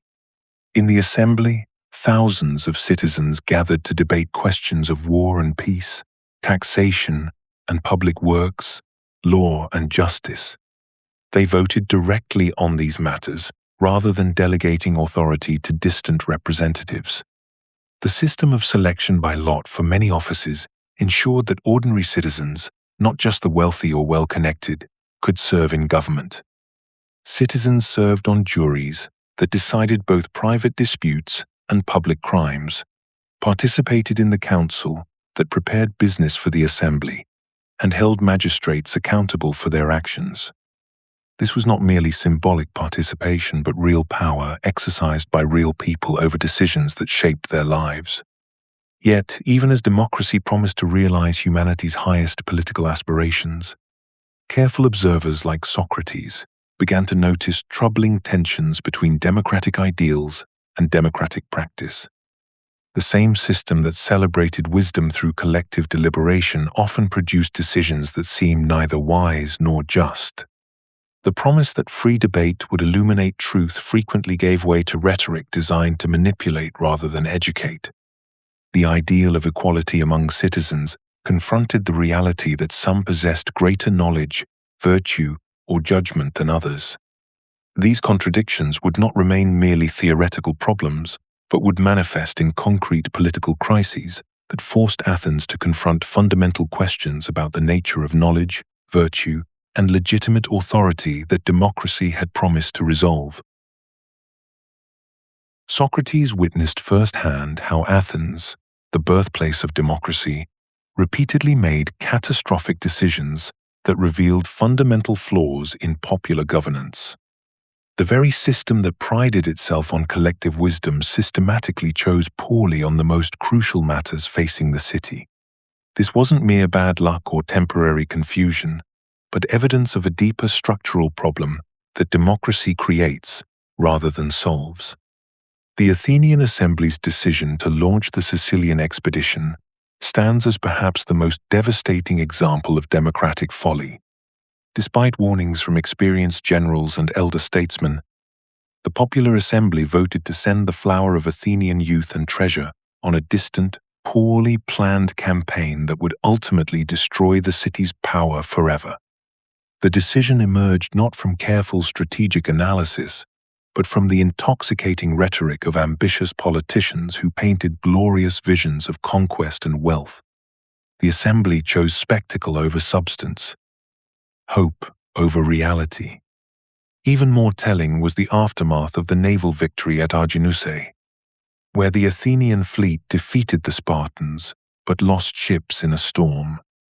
Rather than celebrating the victory, the Democratic Assembly turned its fury on the successful generals, executing them for failing to rescue survivors from the sunken vessels. Socrates himself served as one of the presiding officers that day and refused to participate in what he recognized as judicial murder driven by mob emotion rather than justice. The very men who had saved Athens were destroyed by the system they had served. Socrates observed a pattern that reveals democracy's essential flaw. We would never choose a ship's captain by popular vote among passengers, nor select a doctor through general election among patients. We recognize that navigation and medicine require expertise, training, and proven competence. Yet, when it comes to the infinitely more complex task of governing a city, making war and peace, managing finances and justice, democracy assumes that any citizen's opinion carries equal weight regardless of knowledge, experience, or wisdom. This creates systematic incentives for political corruption of the worst kind. Democratic politicians succeed not by developing genuine expertise or proposing sound policies, but by mastering the arts of manipulation and flattery. Cleon, the most successful demagogue of Socrates' time, gained power precisely by telling the Athenian people what they wanted to hear, rather than what they needed to know. He promised easy victories, blamed Athens' problems on convenient enemies, and turned complex policy questions into simple moral dramas where the people always played the hero. The democratic process rewards oversimplification because nuanced arguments cannot compete with emotional appeals in the public assembly. Politicians learn to present complicated issues as stark choices between good and evil, to promise benefits without costs, and to identify scapegoats for every problem. The system punishes honesty about difficult trade-offs and rewards those willing to pander to popular prejudices and immediate desires. This corruption flows both ways. Politicians become dishonest to win power, but citizens become lazy and self-indulgent because the system tells them their uninformed opinions deserve equal respect with genuine expertise. Democracy flatters the people by suggesting that wisdom emerges automatically from collective deliberation, when Socrates knew that wisdom requires individual effort, rigorous self-examination, and the courage to acknowledge one's own ignorance. The result is a vicious cycle that democracy cannot escape through its own mechanisms. Poor decisions create bad consequences, which generate fear and anger among the citizenry, which leads to even worse decisions, as politicians compete to channel popular rage rather than address underlying problems. Athens lurched from one crisis to another, each time responding with the same democratic processes that had created the previous disasters. Socrates recognized that democracy's fundamental assumption is false. It presumes citizens possess the wisdom necessary for self-governance, whilst providing no means to develop or verify such wisdom. Unlike other crafts that require demonstrated competence, democratic citizenship demands no qualifications, no training, no proof of understanding. The system assumes what it cannot guarantee and rewards what it should discourage. This analysis points toward a profound question about human nature and political possibility. Socrates discovered something remarkable about democracy's deepest problem. Whilst critics focused on institutional flaws and the ignorance of the masses, he identified the real issue. Democracy fails not because of its structures, but because it asks citizens to make decisions requiring wisdom they have never developed. His solution was revolutionary in its indirectness. Rather than seeking office or proposing reforms, Socrates spent his days in the marketplace and gymnasium, engaging fellow Athenians in conversations that would transform them into the kinds of citizens democracy actually needs. Consider his encounters with Athens' political elite. When he questioned Nicias about courage, or pressed Laches on the nature of bravery, or challenged Critias about justice, Socrates was not merely conducting abstract philosophical discussions. He was performing a kind of civic surgery, exposing the hollow confidence that made these men dangerous to the democratic process. Nicias, despite his military reputation, could not coherently explain what courage meant. Laches, a respected general, contradicted himself when pressed about bravery's essence. Critias, who would later become one of the 30 tyrants, revealed his fundamental confusion about justice itself. These conversations illuminate Socrates' distinctive political strategy. Democracy requires citizens capable of rational deliberation about complex moral and political questions. Yet most citizens, including leaders, operate with unexamined assumptions and borrowed opinions. They mistake confidence for knowledge, tradition for wisdom, popular opinion for truth. Socratic questioning dissolves this false certainty, creating space for genuine understanding to develop. The citizen who has experienced elenctic examination emerges intellectually humbled but morally clarified, less susceptible to demagogic manipulation, more committed to rational argument over emotional appeal. This educational approach addresses democracy's fundamental vulnerability. Democratic institutions depend on citizens who can distinguish between immediate gratification and long-term consequences, between personal interest and common good. between genuine expertise and confident ignorance. The Socratic method cultivates precisely these intellectual virtues. Citizens who have learned to question their own beliefs, to follow arguments wherever they lead, to acknowledge the limits of their knowledge, become the foundation upon which democratic deliberation can actually function. Socrates understood that political improvement must work from the inside out. Laws and institutions reflect the character of the citizens who create and maintain them. No constitutional reform can compensate for citizens who lack wisdom and virtue. No institutional check can prevent the damage done by leaders who confuse opinion with knowledge. The philosopher serves democracy not by entering politics directly, but by creating the human material that makes democratic politics possible. His famous comparison of himself to a gadfly captures this indirect but essential political function. Athens, like a large, lazy horse, tends toward complacency and unreflective routine. The philosopher's questioning stings the city into greater awareness and activity, forcing citizens to examine assumptions they had never questioned, to defend beliefs they had never articulated, to confront contradictions they had never noticed. This intellectual awakening serves the city's welfare more effectively than any direct political intervention. The philosopher's political contribution operates through moral transformation rather than institutional power. Socrates' daily conversations about justice, courage, and virtue were not abstract academic exercises but practical preparation for democratic citizenship.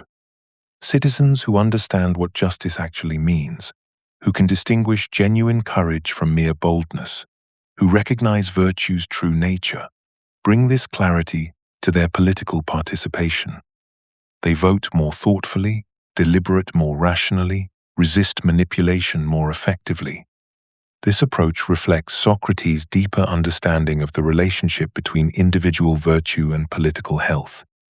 The city's soul mirrors the souls of its citizens. A democracy populated by citizens who have never examined their lives, who mistake opinion for knowledge, who pursue pleasure over virtue, will inevitably produce policies reflecting these same confusions. Part 7. Friendship, Love, and the Philosophical Community. Most friendships serve immediate needs. We seek companionship for entertainment, form business partnerships for mutual advantage, or turn to others for emotional comfort during difficult times. These relationships, whilst genuine in their own way, remain fundamentally superficial because they address only surface desires rather than our deepest human needs for truth and moral development. Socrates recognized this limitation and pioneered something entirely different: friendship grounded not in pleasure, utility, or mere affection, but in shared commitment to wisdom and virtue. Aristotle would later systematize these distinctions, identifying friendships of pleasure, utility, and virtue. But Socrates lived the highest form before it was theorized. His relationships with companions like Crito, Phaedrus, and the young men who gathered around him demonstrate bonds that transcend conventional social interaction. When Crito visits Socrates in prison, offering escape and pleading with emotional appeals, their conversation reveals the true nature of their friendship. Crito expects comfort and agreement. Socrates insists they examine together whether escape would be just. This transforms what could have been mere emotional support into collaborative inquiry into fundamental questions about how to live. Such philosophical friendship involves mutual commitment to truth-seeking and moral improvement rather than mutual gratification or emotional validation. In the Phaedrus, Socrates and his young companion don't simply enjoy each other's company whilst walking outside Athens. Their conversation becomes rigorous examination of love, rhetoric, and the soul's nature. Each challenges the other's assumptions, helps recognize ignorance and moral blind spots, engages mind, character, and soul simultaneously. This creates deeper intimacy than conventional friendship because it addresses the whole person rather than satisfying particular needs or desires. Friends in philosophical community become fellow inquirers who help each other examine their lives and challenge comfortable assumptions rather than simply providing support for existing beliefs. Socratic friends practice mutual elenchus, questioning each other's opinions with the same rigor Socrates applies to strangers in the agora. When Meno becomes frustrated with Socrates' questioning, claiming the philosopher makes him feel numb like a stingray, Socrates responds that he numbs others only because he is numb himself. True friends share this productive confusion, this recognition that apparent knowledge conceals deeper ignorance. This transforms casual social interaction into opportunities for moral and intellectual development. Where ordinary friends might gossip about mutual acquaintances or discuss immediate concerns, philosophical friends examine the principles underlying their judgments and actions. They create relationships based on who they are becoming rather than who they currently are, supporting each other's growth toward wisdom and virtue rather than confirming existing opinions and desires. This model of friendship connects directly to Socrates' understanding of human nature and moral development. Philosophical friendship serves the care of the soul by providing the external support and challenge necessary for continued growth. Socrates taught that we become like those we spend time with, making the choice of companions a crucial moral decision. Spend time with pleasure seekers, and you develop appetitive desires. Associate with those pursuing wealth or power, and you absorb their values. But engage with fellow truth seekers, and you strengthen your own commitment to wisdom and virtue. Philosophical community thus becomes both means and end, the method for achieving virtue and the natural result of virtuous character. Those who genuinely care for their souls naturally seek others engaged in the same pursuit, creating bonds deeper than blood relations or romantic attraction.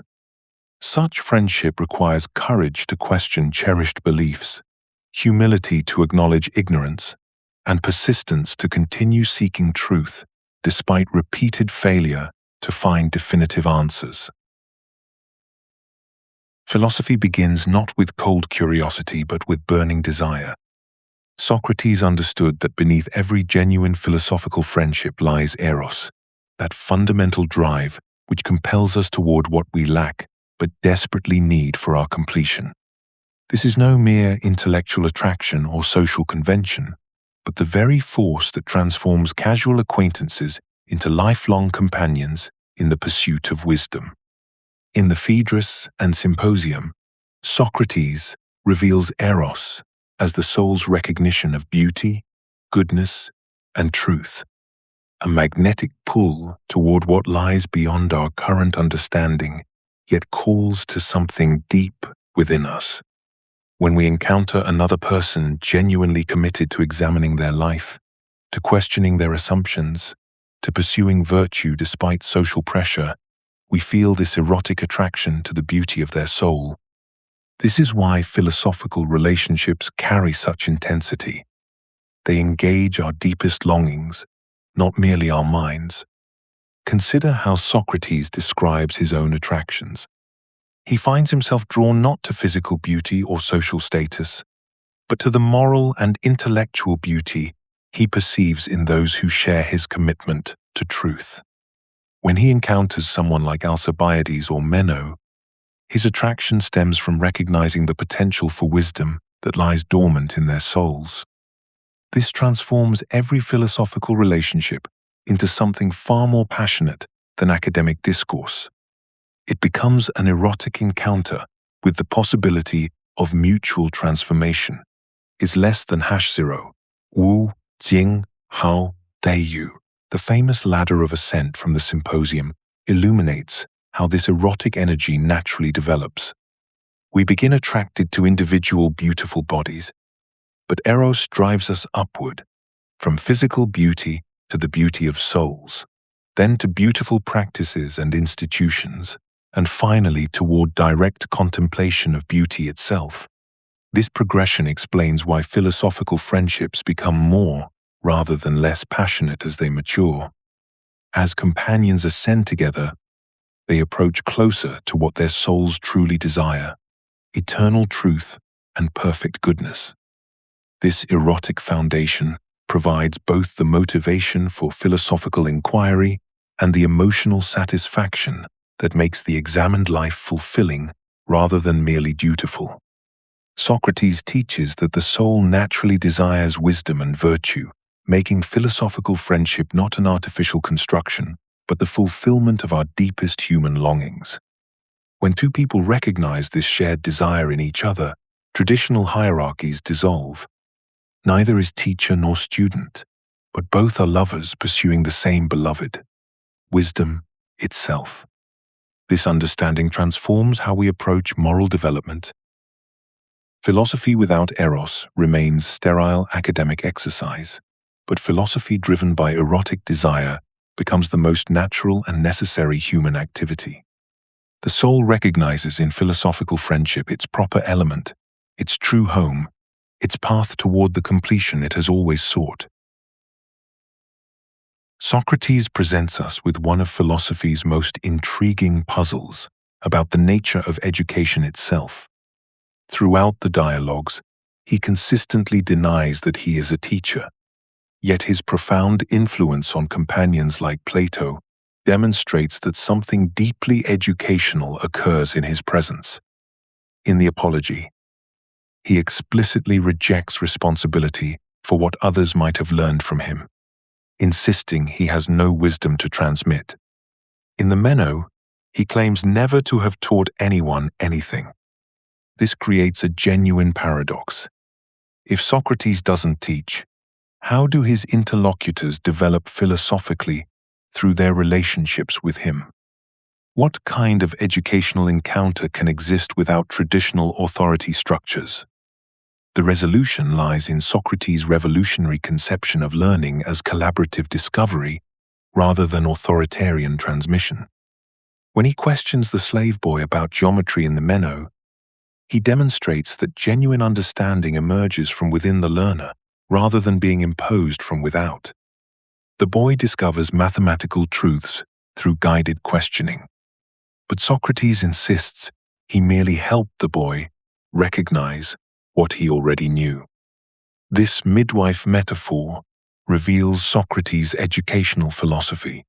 He assists in bringing forth knowledge that already exists within his companions, rather than implanting foreign ideas. This approach transforms every philosophical conversation into a joint investigation where all participants learn together. Socrates positions himself as a fellow seeker who benefits from the encounter as much as his interlocutors.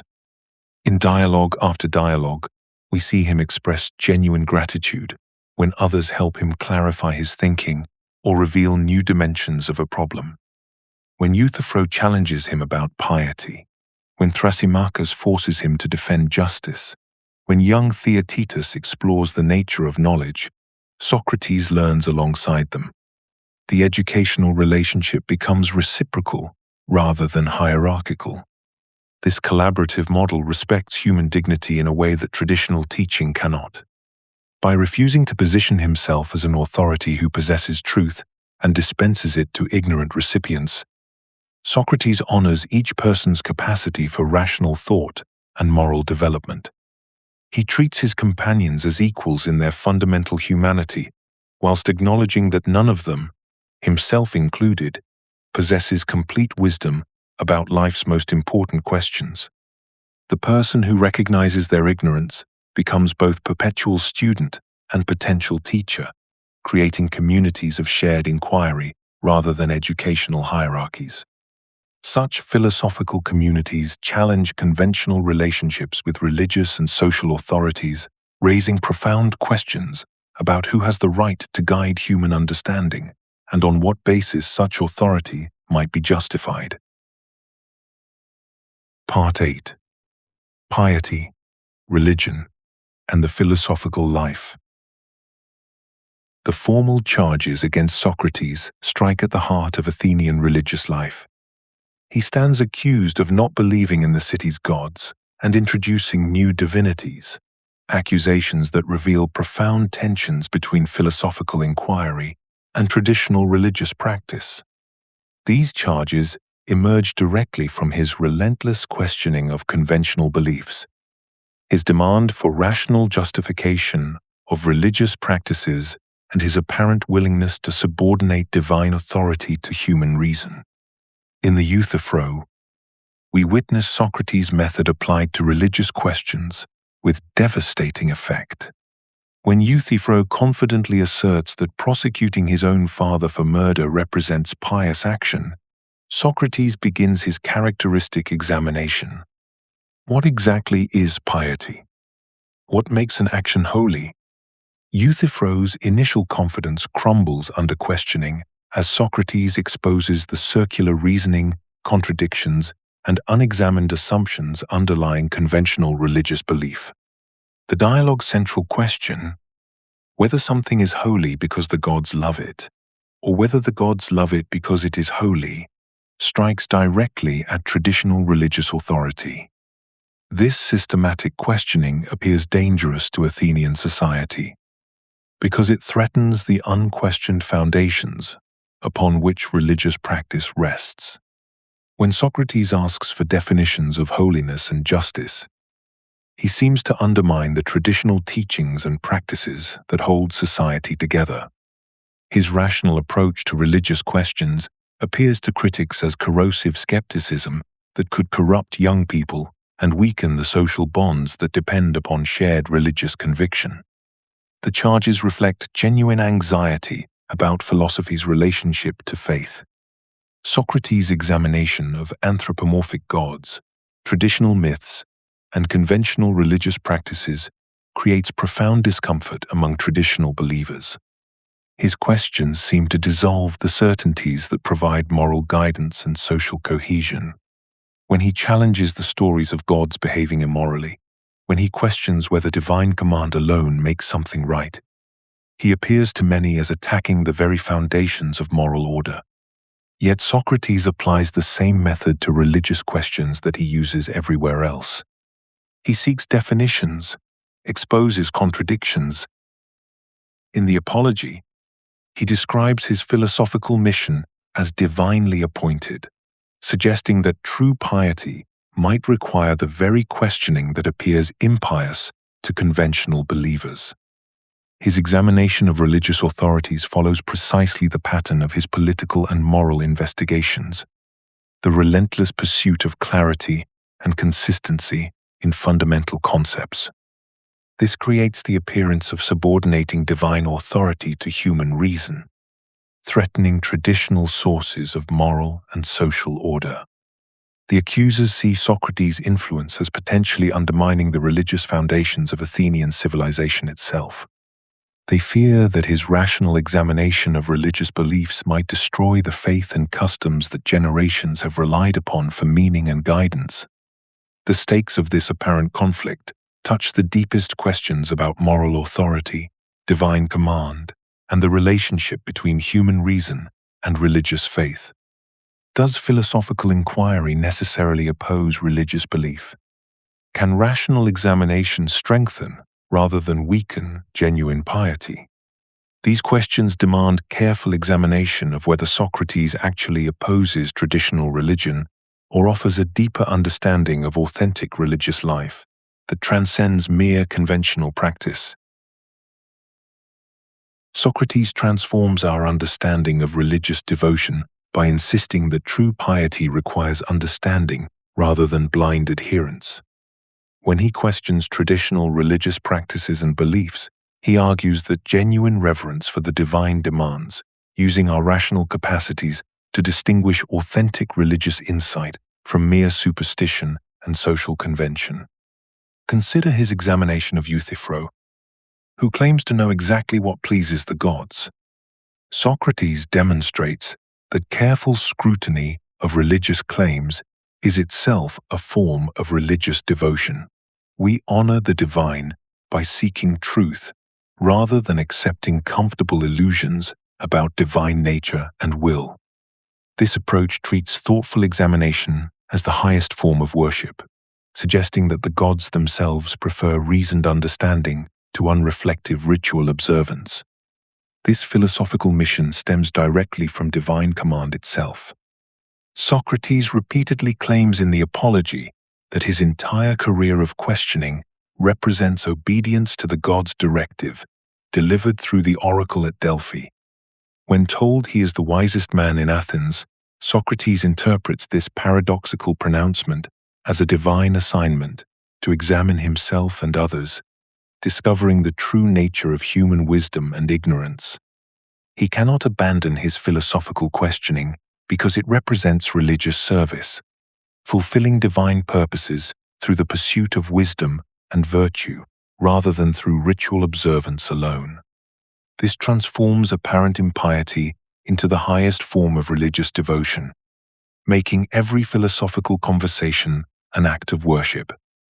The mysterious daimonion provides the most intriguing evidence of Socrates' religious experience, whilst preserving human responsibility for moral choice.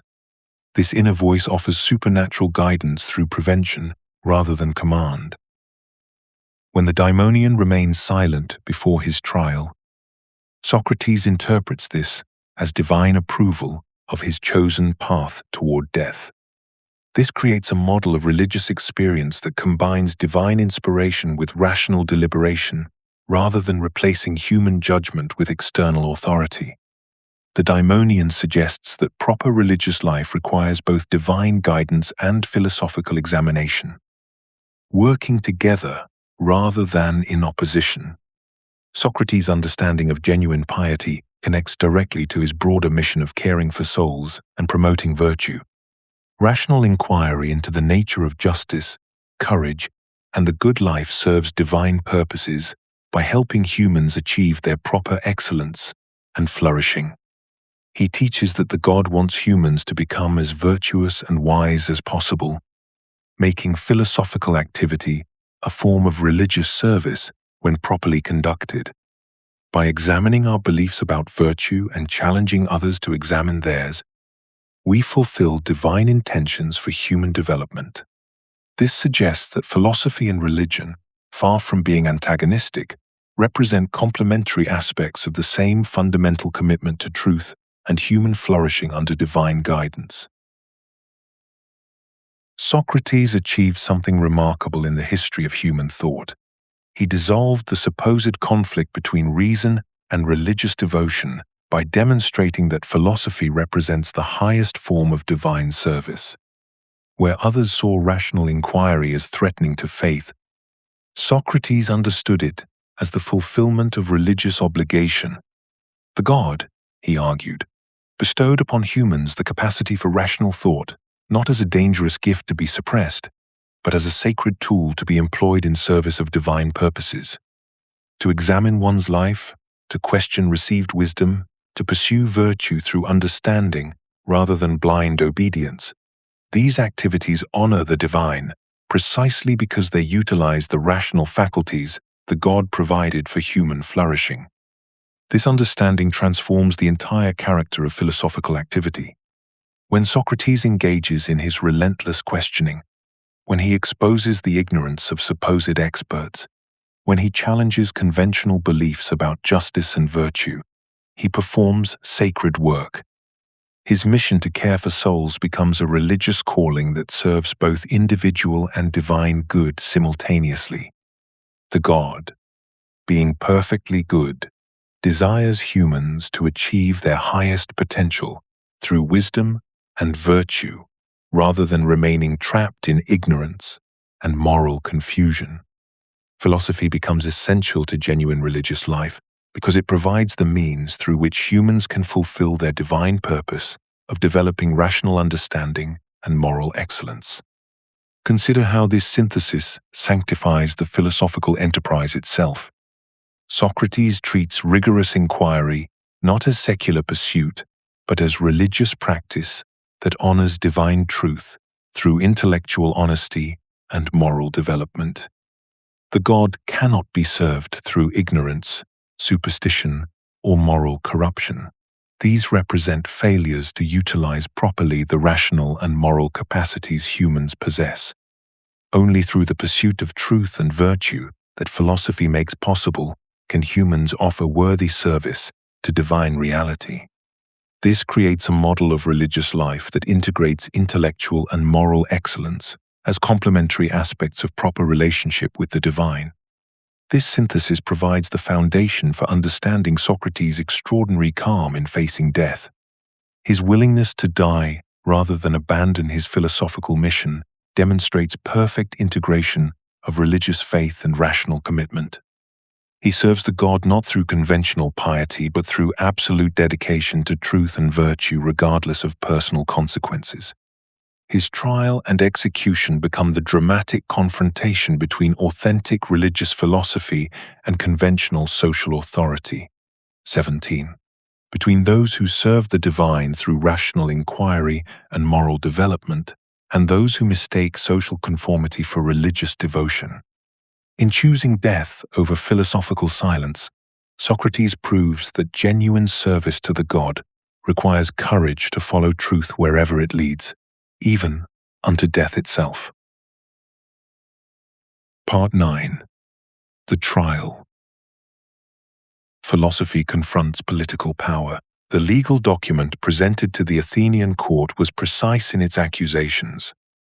Meletus, speaking for the poets, Anytus, representing the craftsmen and politicians, and Lycon, acting for the orators, formally charged Socrates with 3 specific crimes: corrupting the youth of Athens, refusing to acknowledge the gods recognized by the city, and introducing new divinities of his own. These charges followed established legal formulas that Athenian prosecutors had successfully employed against other intellectuals and religious innovators who challenged conventional beliefs.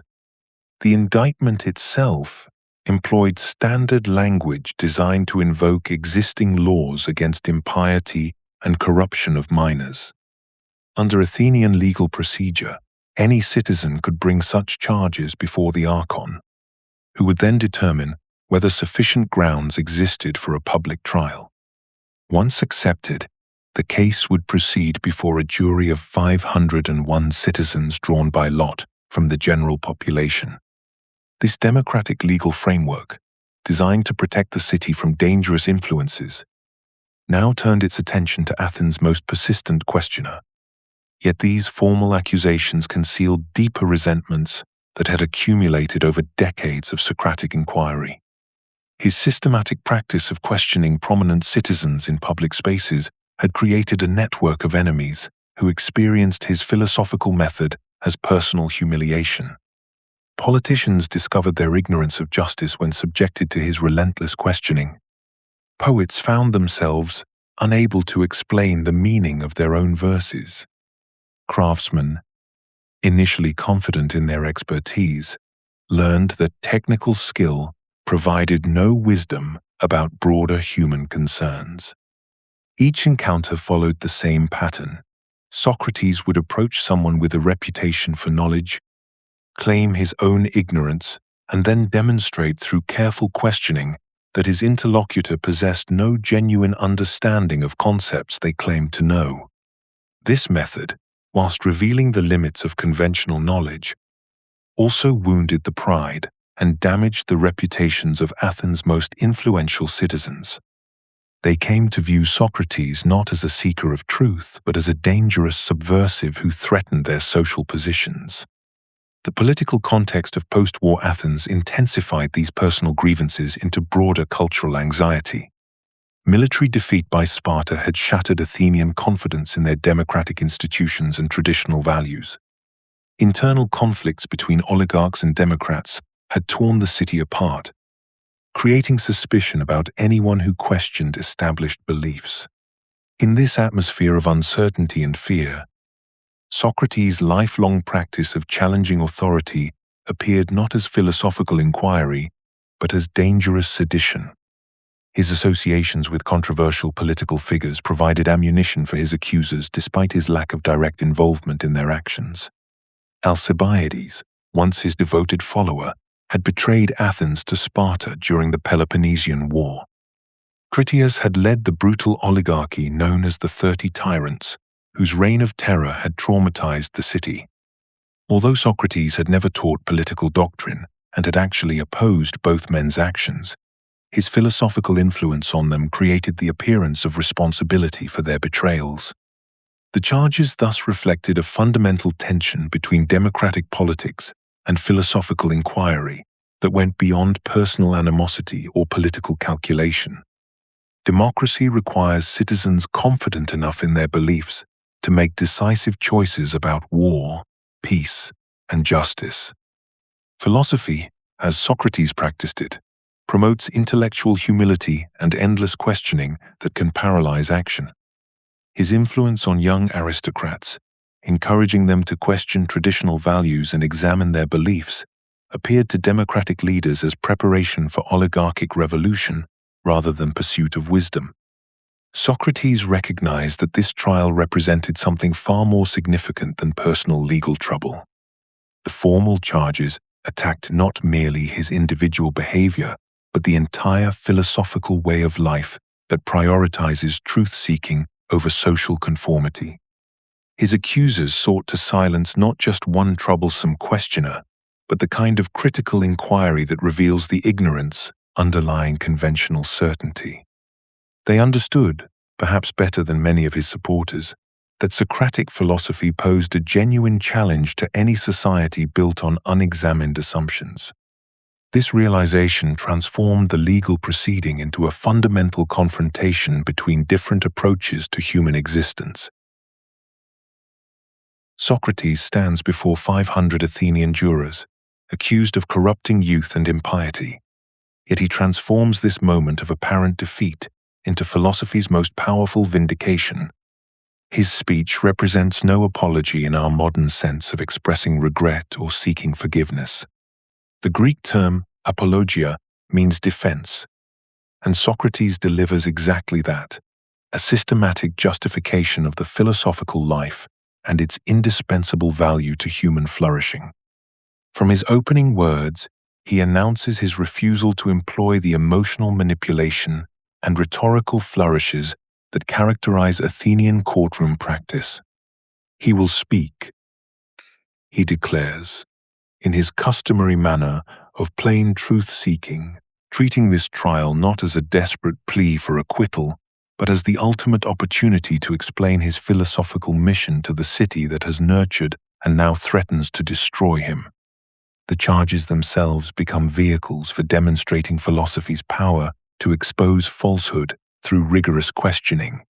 When Meletus accuses him of corrupting the young, Socrates subjects the prosecutor to the same method of inquiry he applies to all claims about knowledge and virtue. He forces Meletus to specify whether Socrates corrupts youth intentionally or unintentionally, then reveals the logical absurdity of either position. If unintentional, then Socrates requires instruction rather than punishment.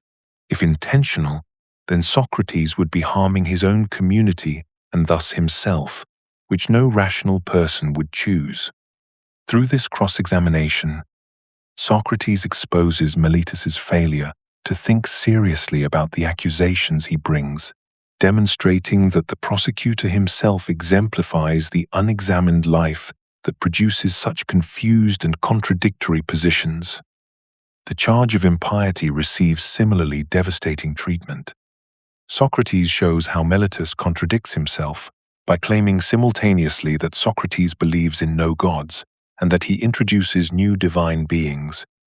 More profoundly, Socrates reveals his genuine piety through obedience to what he understands as divine command. The oracle at Delphi proclaimed him wisest among men, and his philosophical mission represents his attempt to understand and fulfill this divine pronouncement. His questioning of fellow citizens springs not from arrogance but from recognition that true wisdom belongs to the gods alone, whilst human wisdom consists in knowing the limits of one's knowledge. This philosophical humility before ultimate truth represents authentic religious devotion rather than the superficial observance of traditional rituals. Most remarkably, Socrates declares that even if offered release on condition of abandoning his philosophical practice, he would refuse. The unexamined life is not worth living for a human being, he proclaims, establishing philosophy's absolute priority over physical survival. He would continue questioning his fellow citizens about virtue and the care of their souls, even if it meant certain death, because this mission represents obedience to divine command and service to the highest human good. This transforms apparent stubbornness into principled commitment to philosophy's transformative power. Like a gadfly stinging a lazy horse into motion, Socrates awakens his fellow citizens from the slumber of unquestioned assumptions about virtue, justice, and the good life. His sentencing proposal reveals the depth of his conviction about philosophy's social value. Rather than accepting punishment, Socrates suggests he deserves free meals at the Prytaneum, the honor reserved for Olympic victors and great benefactors of the city. This apparent arrogance actually expresses his genuine belief that philosophical inquiry serves Athens more effectively than athletic achievement or conventional civic contributions. Whilst Olympic champions bring momentary glory, Socrates helps his fellow citizens examine their souls and pursue genuine virtue. He has spent his life in poverty, neglecting his own material interests to benefit his community through the only service that truly matters, awakening others to the pursuit of wisdom and moral excellence. The apology thus becomes philosophy's manifesto, demonstrating that the examined life represents humanity's highest calling and most essential social contribution, worthy of defense even unto death. The jury's verdict arrives like a thunderclap that nonetheless carries the rumble of deep uncertainty. 280 votes for guilty, 221 for acquittal. The margin is narrow enough to reveal Athens' profound ambivalence about the man who has spent his life questioning their most cherished assumptions. Nearly half the jurors have recognized something valuable in Socrates' mission, even whilst finding themselves unable to vote for his complete vindication. This split decision exposes the fundamental tension that his trial has brought to the surface. Athens wants both the comfort of unexamined certainties and the benefits of rational inquiry, but discovers it cannot have both simultaneously. The closeness of the vote suggests that Socrates' defense has succeeded in ways that transcend legal categories. He has forced the jury to confront the possibility that philosophy serves Athens better than its conventional politics, that the examined life offers more genuine security than the unexamined one. Yet the guilty verdict reveals that this recognition remains incomplete, that the city still fears what it cannot fully understand. The narrow margin becomes a perfect emblem of democracy's relationship to philosophy, attracted by its promise of wisdom, repelled by its demand for intellectual honesty. When the guilty verdict is announced, Socrates faces the penalty phase with characteristic philosophical precision. Rather than proposing exile or promising to cease his questioning, he forces the jury into a starker choice. He will not flee Athens because exile would prevent him from fulfilling his divine mission to examine lives and promote virtue. He cannot promise to stop philosophizing because this would mean abandoning the very activity that gives life meaning and serves the city's deepest needs. His refusal to compromise transforms the legal proceeding into something far more significant, a test of whether Athens can remain true to its own proclaimed values of freedom and rational deliberation. This principled stance reveals the philosophical life's ultimate demand. Socrates will not purchase his survival by betraying the pursuit of truth. He will not seek safety by abandoning the examined life that he has taught others to value above conventional goods. His response to the guilty verdict becomes a demonstration of the very principles he has spent his life defending: that wisdom matters more than comfort, that moral integrity cannot be negotiated away, that the soul's health takes precedence over the body's preservation. The jury responds to his refusal to compromise by imposing the death penalty. In doing so, they complete the transformation of a legal proceeding into philosophy's founding drama. Socrates accepts their sentence with the equanimity that his teaching has always promoted. In his final speech, he expresses gratitude to those who voted for acquittal and explains why death holds no terror for someone who has lived the examined life. His calm acceptance of execution embodies the integration of rational conviction with moral courage that philosophy demands. This moment of acceptance becomes the ultimate demonstration of Socratic principles in action. The man who taught that virtue is knowledge, that the soul matters more than the body, that the examined life is the only one worth living, now proves these teachings through his willingness to die for them. His equanimity in the face of death validates everything he has argued about the relationship between wisdom and courage, between philosophical understanding and moral action. The execution of Socrates creates philosophy's founding martyrdom, establishing the permanent example of someone who chose death rather than abandon the pursuit of truth and virtue. This sacrifice transcends the particular circumstances of Athenian politics to become a universal symbol of philosophical integrity. Philosophy gains its defining moment, the demonstration that its commitment to truth cannot be compromised by external threats or social pressure, that wisdom and virtue matter more than physical survival or social approval. Socrates' death transforms him from local Athenian gadfly into the eternal emblem of philosophy's relationship to power. His martyrdom establishes the principle that philosophical inquiry serves humanity's deepest needs even when it challenges society's immediate comfort. The man who lived by questioning dies for the right to continue questioning, creating the foundation for understanding philosophy's ultimate teaching about death, truth, and the soul's relationship to eternal wisdom. Part 10. Death and the Philosopher. The final teaching. Socrates presents perhaps his most startling teaching in the Phaedo. Philosophy is nothing less than practice for dying. This isn't metaphorical flourish, but precise description of philosophical activity. The philosopher spends their life learning to separate the soul from bodily concerns and attachments that prevent clear thinking about ultimate reality. Every genuine philosophical inquiry requires this separation, stepping back from immediate physical desires, social pressures, and emotional reactions to contemplate truth itself. Death accomplishes naturally what the philosopher struggles to achieve through discipline, the soul's complete liberation from physical distractions and limitations. This preparation transforms death from terrifying unknown into familiar territory that philosophy has already explored. The philosopher who has practiced intellectual ascent to eternal forms, who has learned to find satisfaction in contemplation rather than consumption, approaches death with recognition rather than shock. They have already experienced what it means for consciousness to operate independently of bodily impulses and immediate sensory input. Death becomes not the enemy of philosophical life, but its natural culmination and completion, the final step in a journey the philosopher has been taking throughout their intellectual development. Socrates' own life provides concrete illustration of this preparation.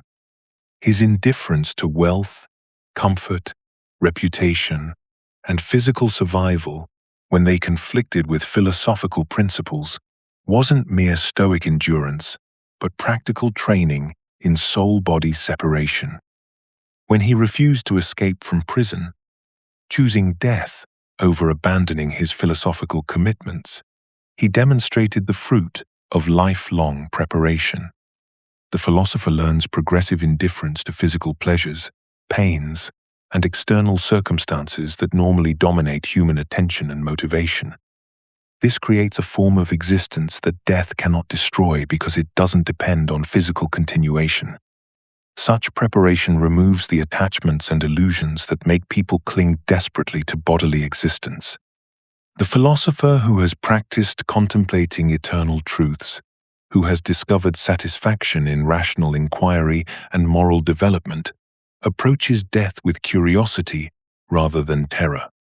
Fear of death stems from false beliefs about what constitutes genuine good and evil, the assumption that physical pleasure is truly good and physical pain truly evil.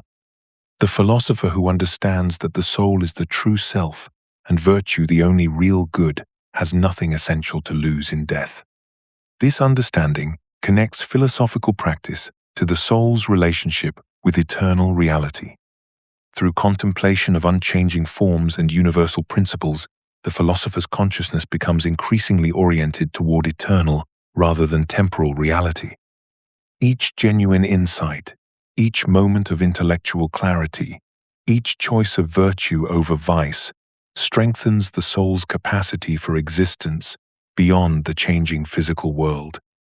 Death represents not termination but transition, the philosopher's final graduation from the preliminary exercises of embodied existence to direct engagement with the reality they have spent their life approaching through reason and moral development. Socrates transforms the terror of death into philosophy's greatest promise through arguments that reveal the soul's capacity for eternal existence. In the Phaedo, he presents three interconnected demonstrations that death represents not annihilation, but liberation. The soul shares kinship with the eternal forms, those perfect, unchanging realities like justice itself, beauty itself, goodness itself. Just as these forms exist beyond physical corruption, the soul participates in their eternal nature. When we grasp mathematical truths or moral principles, we demonstrate the soul's ability to commune with realities that transcend the material world. This kinship suggests the soul belongs fundamentally to the realm of the eternal rather than the temporal. The soul serves as life's animating principle, and Socrates argues that it cannot admit its opposite. Fire cannot become cold whilst remaining fire. The soul cannot become dead whilst remaining soul. Death affects only the body, that composite, changeable vessel the soul temporarily inhabits. The soul itself, being simple and indivisible, lacks the internal complexity that enables decomposition. Physical objects decay because their parts separate, but the soul has no parts to scatter. Its unity mirrors the unity of eternal truths themselves, suggesting it shares their imperishable character. The cyclical nature of opposites provides additional grounds for hope. Sleep emerges from waking, weakness from strength, ignorance from knowledge. If death represents the soul's separation from bodily existence, then life must emerge from this separation, just as waking emerges from sleep. The cosmos maintains balance through these perpetual transformations, and consciousness participates in this cosmic rhythm. These arguments, whilst not providing absolute certainty, create reasonable confidence that the soul's essential nature equips it for survival beyond physical dissolution. Socrates describes death as either dreamless sleep or journey to another realm where philosophical conversation continues eternally. If death resembles dreamless sleep, it offers perfect peace, a rest more complete than any earthly slumber. But if consciousness persists in another realm, extraordinary possibilities emerge. He imagines meeting Homer, Hesiod, Orpheus, and countless other legendary figures, continuing the questioning and examination that defined his earthly mission. This prospect excites him more than any earthly pleasure because it promises unlimited opportunity for learning and intellectual development. In this hypothetical afterlife, Socrates could interrogate the great heroes about their experiences, test the wisdom of ancient poets, and engage in philosophical dialogue without the constraints of physical existence. No one could execute him for corrupting youth or impiety. Such concepts lose meaning in a realm devoted purely to truth-seeking. The ultimate educational opportunity awaits, where every question can be pursued to its conclusion, every paradox examined thoroughly, every mystery investigated without interruption. Death becomes not loss, but infinite gain. This hope of immortality motivates virtuous living as preparation for eternal existence rather than merely temporary earthly benefit. If the soul survives death, moral choices carry permanent consequences extending far beyond physical life. Virtue purifies the soul, preparing it for higher forms of post-mortem existence, whilst vice corrupts it and creates obstacles to eternal flourishing. The philosopher who cultivates wisdom, courage, justice, and temperance develops capacities that enhance rather than diminish after bodily death. Moral development becomes essential preparation for eternity itself. The soul's natural desire for wisdom and truth cannot be fully satisfied within physical existence's limitations. Time constraints, bodily needs, social obligations, and sensory distractions prevent the complete philosophical development that might flourish in purely spiritual conditions. The philosopher's deepest longings point toward existence where truth can be contemplated directly, where the forms themselves become accessible without material mediation. Physical embodiment, whilst necessary for earthly learning, ultimately constrains the soul's capacity for perfect knowledge. This hope provides ultimate motivation for philosophical life and moral development, transforming every moment of earthly existence into preparation for eternal wisdom. The afternoon light filters through the prison window as Socrates prepares to drink the hemlock. This moment, recorded in exquisite detail by Plato in the Phaedo, represents the perfect fusion of everything Socratic philosophy had always claimed to be: rational inquiry, wedded to moral courage, spiritual hope grounded in intellectual honesty. Here, in these final hours, theory and practice achieve their ultimate integration. The man who spent his life examining what it means to live well now demonstrates what it means to die well. Throughout his last day, Socrates maintains the same conversational rhythm that had characterized his entire philosophical career. He discusses the soul's possible immortality with his closest companions, weighing arguments with characteristic precision whilst never claiming certainty about what cannot be known. When Crito suggests he delay drinking the poison, Socrates gently refuses, explaining that philosophical consistency demands he face death at the appointed time rather than clinging to life through mere sentiment. This is not stoic resignation, but active engagement with mortality as philosophy's final lesson. What strikes his friends most powerfully is how naturally he approaches the unknown.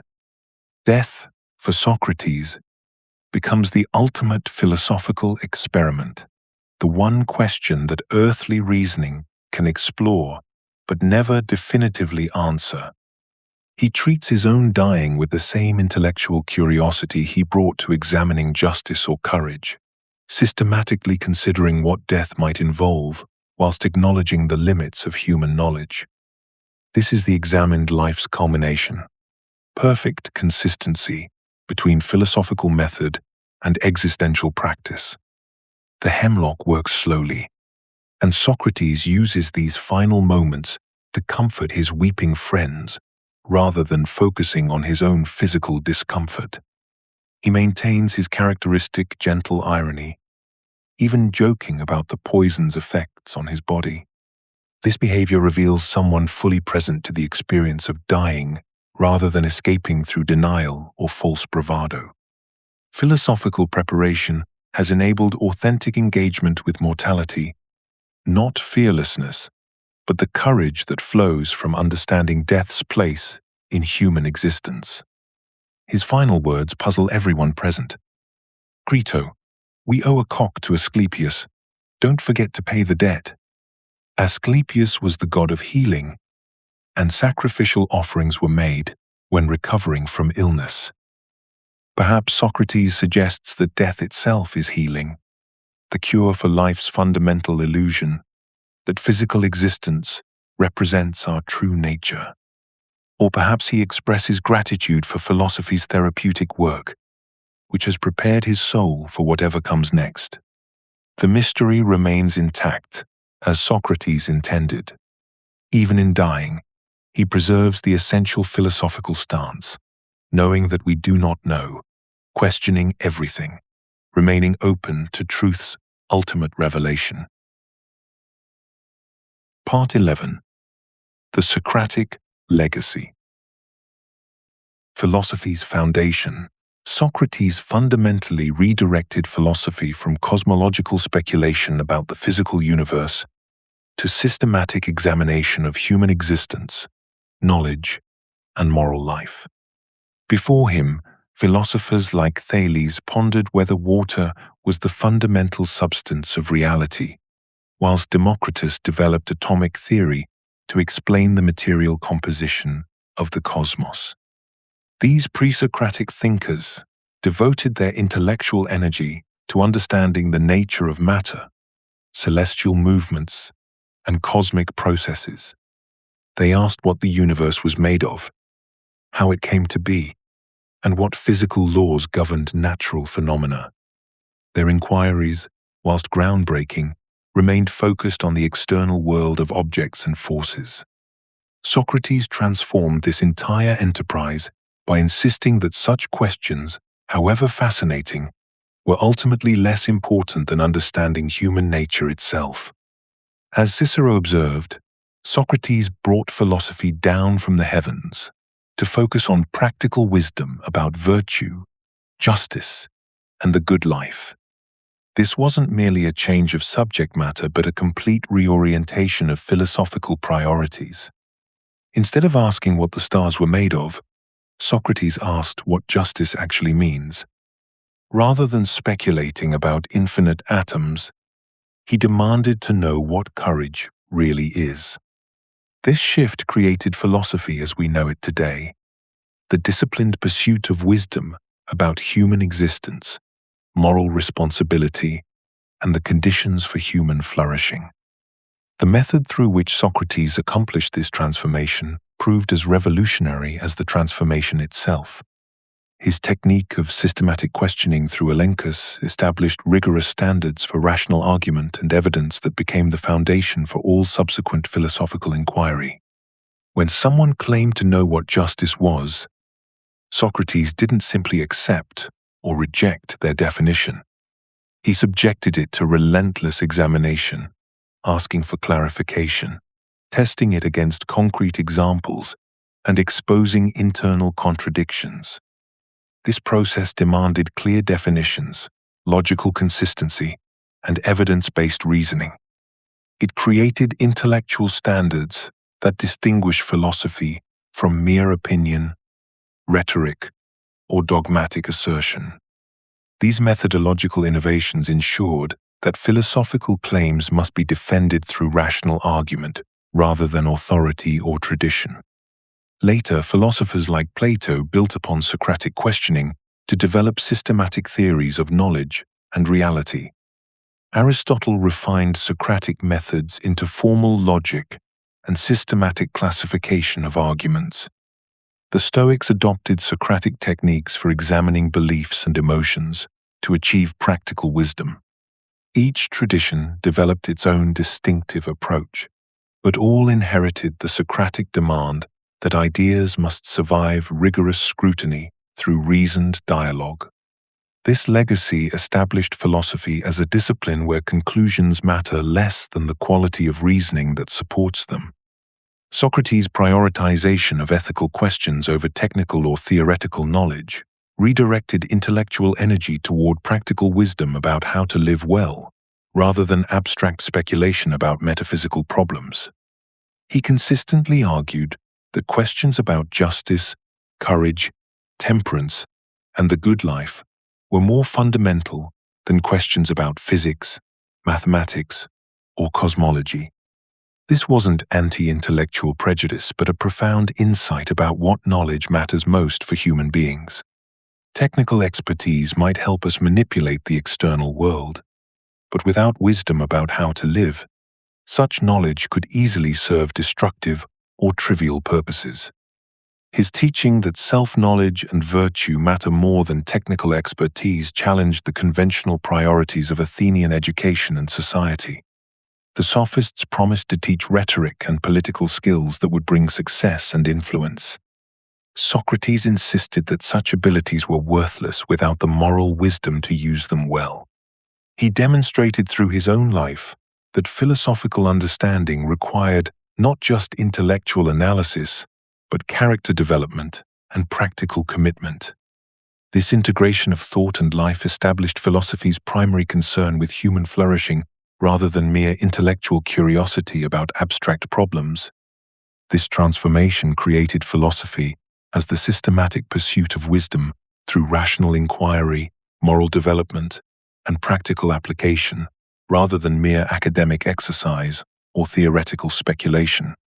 Socrates integrated intellectual rigor with existential commitment, making philosophy a way of life rather than just a way of thinking. Socrates created something unprecedented in human history, a new model of what it means to be human. Before him, excellence was measured by wealth, political power, military prowess, or poetic achievement. Socrates introduced an entirely different standard. The philosophical life that integrates intellectual rigor with moral commitment, finding meaning and satisfaction in the pursuit of wisdom and virtue rather than conventional success. This wasn't merely an abstract ideal, but a lived reality that he embodied completely, creating a distinctive way of being that transcends ordinary categories of achievement and failure. The philosophical personality that Socrates pioneered represents humanity's highest aspirations for rational and moral development. His daily practice of questioning fellow Athenians, his refusal to accept payment for teaching, his willingness to face death rather than abandon his principles, all demonstrate a form of human existence oriented toward truth and virtue as ultimate goods. He showed that a life devoted to examining oneself and others, to seeking wisdom whilst acknowledging ignorance, could provide profound satisfaction and meaning. His example inspired countless followers throughout antiquity and beyond to adopt similar priorities and methods, establishing philosophy as a way of life rather than merely an intellectual exercise. What makes this philosophical personality so remarkable is how Socrates navigated the tension between intellectual humility and unwavering moral principle. His famous recognition of ignorance about ultimate questions coexisted with absolute dedication to truth-seeking and virtue. This integration prevents both dogmatic certainty and relativistic skepticism by maintaining commitment to rational inquiry whilst acknowledging the limits of human knowledge. The Socratic philosopher knows that wisdom begins with recognizing what one doesn't know, yet this intellectual modesty strengthens, rather than weakens, moral resolve. Uncertainty about metaphysical questions doesn't undermine certainty about the importance of virtue and the examined life.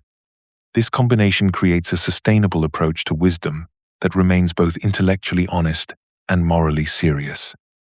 The philosophical personality doesn't claim to possess final answers about the nature of reality or the ultimate good, but commits completely to the process of seeking these answers through reason and dialogue. Socrates demonstrated that one can be simultaneously humble about knowledge and heroic in moral commitment, open-minded in inquiry, yet firm in ethical principle. This integration provides a permanent model for human excellence that transcends particular cultural contexts, whilst remaining practically applicable. Crucially, Socrates showed that philosophical life need not withdraw from practical engagement, but can transform ordinary activities into opportunities for wisdom and virtue. His integration of rational inquiry with moral courage, spiritual devotion, and social responsibility demonstrates that philosophical principles can guide political choices, personal relationships, and daily decisions without requiring retreat from social involvement. He participated fully in Athenian civic life, serving as a soldier, holding public office, engaging citizens in the marketplace, but approached these activities from a philosophical perspective that sought truth and promoted virtue. His martyrdom for philosophical principles reveals how the examined life can be both contemplative and heroically active when circumstances demand moral courage. Socrates' refusal to compromise his mission, even when facing death, shows that philosophical commitment can inspire the highest forms of practical action. The philosophical personality he created unites reflection with engagement, wisdom-seeking with moral courage, intellectual humility with spiritual confidence. This model of philosophical personality continues to influence human culture and individual development across different historical periods and cultural contexts. The Socratic ideal of the examined life inspires people seeking authentic existence based on reason, virtue, and truth, rather than conventional success or social conformity. From ancient Stoics who adopted his ethical priorities to modern existentialists who embraced his emphasis on authentic choice, the philosophical personality appears in various forms throughout Western and world philosophy. The enduring appeal of this model establishes the philosophical personality as a permanent human possibility that transcends particular cultural and historical circumstances.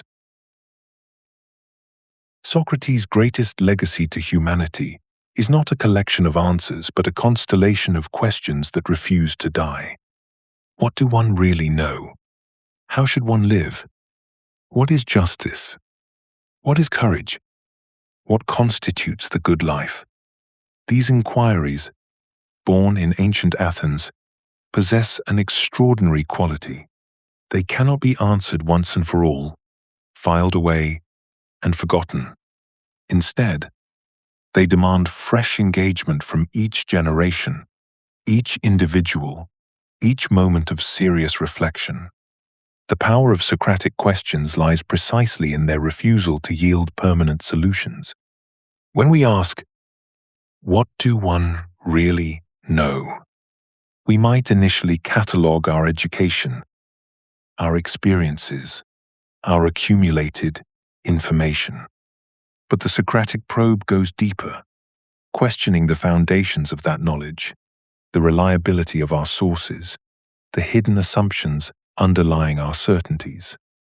This question disturbs our intellectual comfort, revealing how much of what we consider knowledge is actually opinion, prejudice, or unexamined belief. The question remains vital because human beings constantly accumulate new information while simultaneously developing new forms of ignorance and overconfidence. Similarly, how should one live cannot be answered by consulting a moral handbook or following cultural conventions. Each person faces unique circumstances, relationships, opportunities, and limitations that require fresh moral reasoning. The question demands that we examine our values, our priorities, our understanding of human flourishing. It refuses to let us coast on inherited wisdom or social expectations, insisting instead that we take responsibility for the shape and direction of our existence. These questions retain their disturbing power across cultures and historical periods because they address permanent features of human experience. Every society must grapple with justice. Every individual must confront mortality. Every generation must determine what knowledge deserves trust and what life deserves living. The specific contexts change. We face different political systems, different technologies, different social arrangements, but the underlying questions remain constant because they arise from the fundamental structure of human consciousness and social existence. Contemporary engagement with Socratic themes demonstrates their enduring relevance. Modern philosophers continue to wrestle with questions of knowledge and skepticism, building on Socratic insights about the limits of human understanding. Scientists employ Socratic methods when they question established theories, design experiments to test assumptions, and remain open to evidence that challenges accepted beliefs. Educators use Socratic questioning to help students discover the gaps in their understanding and develop critical thinking skills. Therapists employ Socratic techniques to help clients examine their beliefs, emotions, and patterns of behavior. The method of questioning authority and examining assumptions remains philosophy's essential gift to human culture. Socratic inquiry provides tools for critical thinking that transcend any particular domain of experience. When applied to politics, it exposes the hidden assumptions underlying policy proposals and ideological positions. When applied to religion, it distinguishes between genuine spiritual insight and mere superstition or social conformity. When applied to education, it reveals the difference between true understanding and mere memorization or credentialing. This questioning method serves as permanent protection against dogmatism in any field. Wherever human beings are tempted to accept claims without evidence, to follow authority without reflection, or to maintain beliefs without examination, Socratic inquiry offers an alternative. It insists that rational justification, not mere assertion or tradition, should ground our important beliefs and practices. This protection becomes especially crucial in times of rapid change, social upheaval, or ideological polarization, when the temptation to embrace simplistic answers or authoritarian solutions grows stronger. The Socratic spirit lives wherever someone possesses the intellectual courage to ask, "What do one really know?" and the moral courage to ask, "How should one live?" regardless of social pressure or personal cost. Part 12. Conclusion.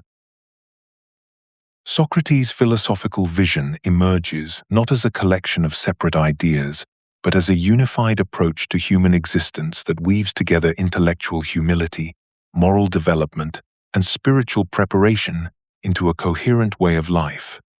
His recognition that true wisdom begins with acknowledging our ignorance creates the foundation for authentic inquiry, which naturally leads to understanding virtue as knowledge, which demands constant self-examination, which ultimately prepares the soul for its greatest test in facing death with courage and hope.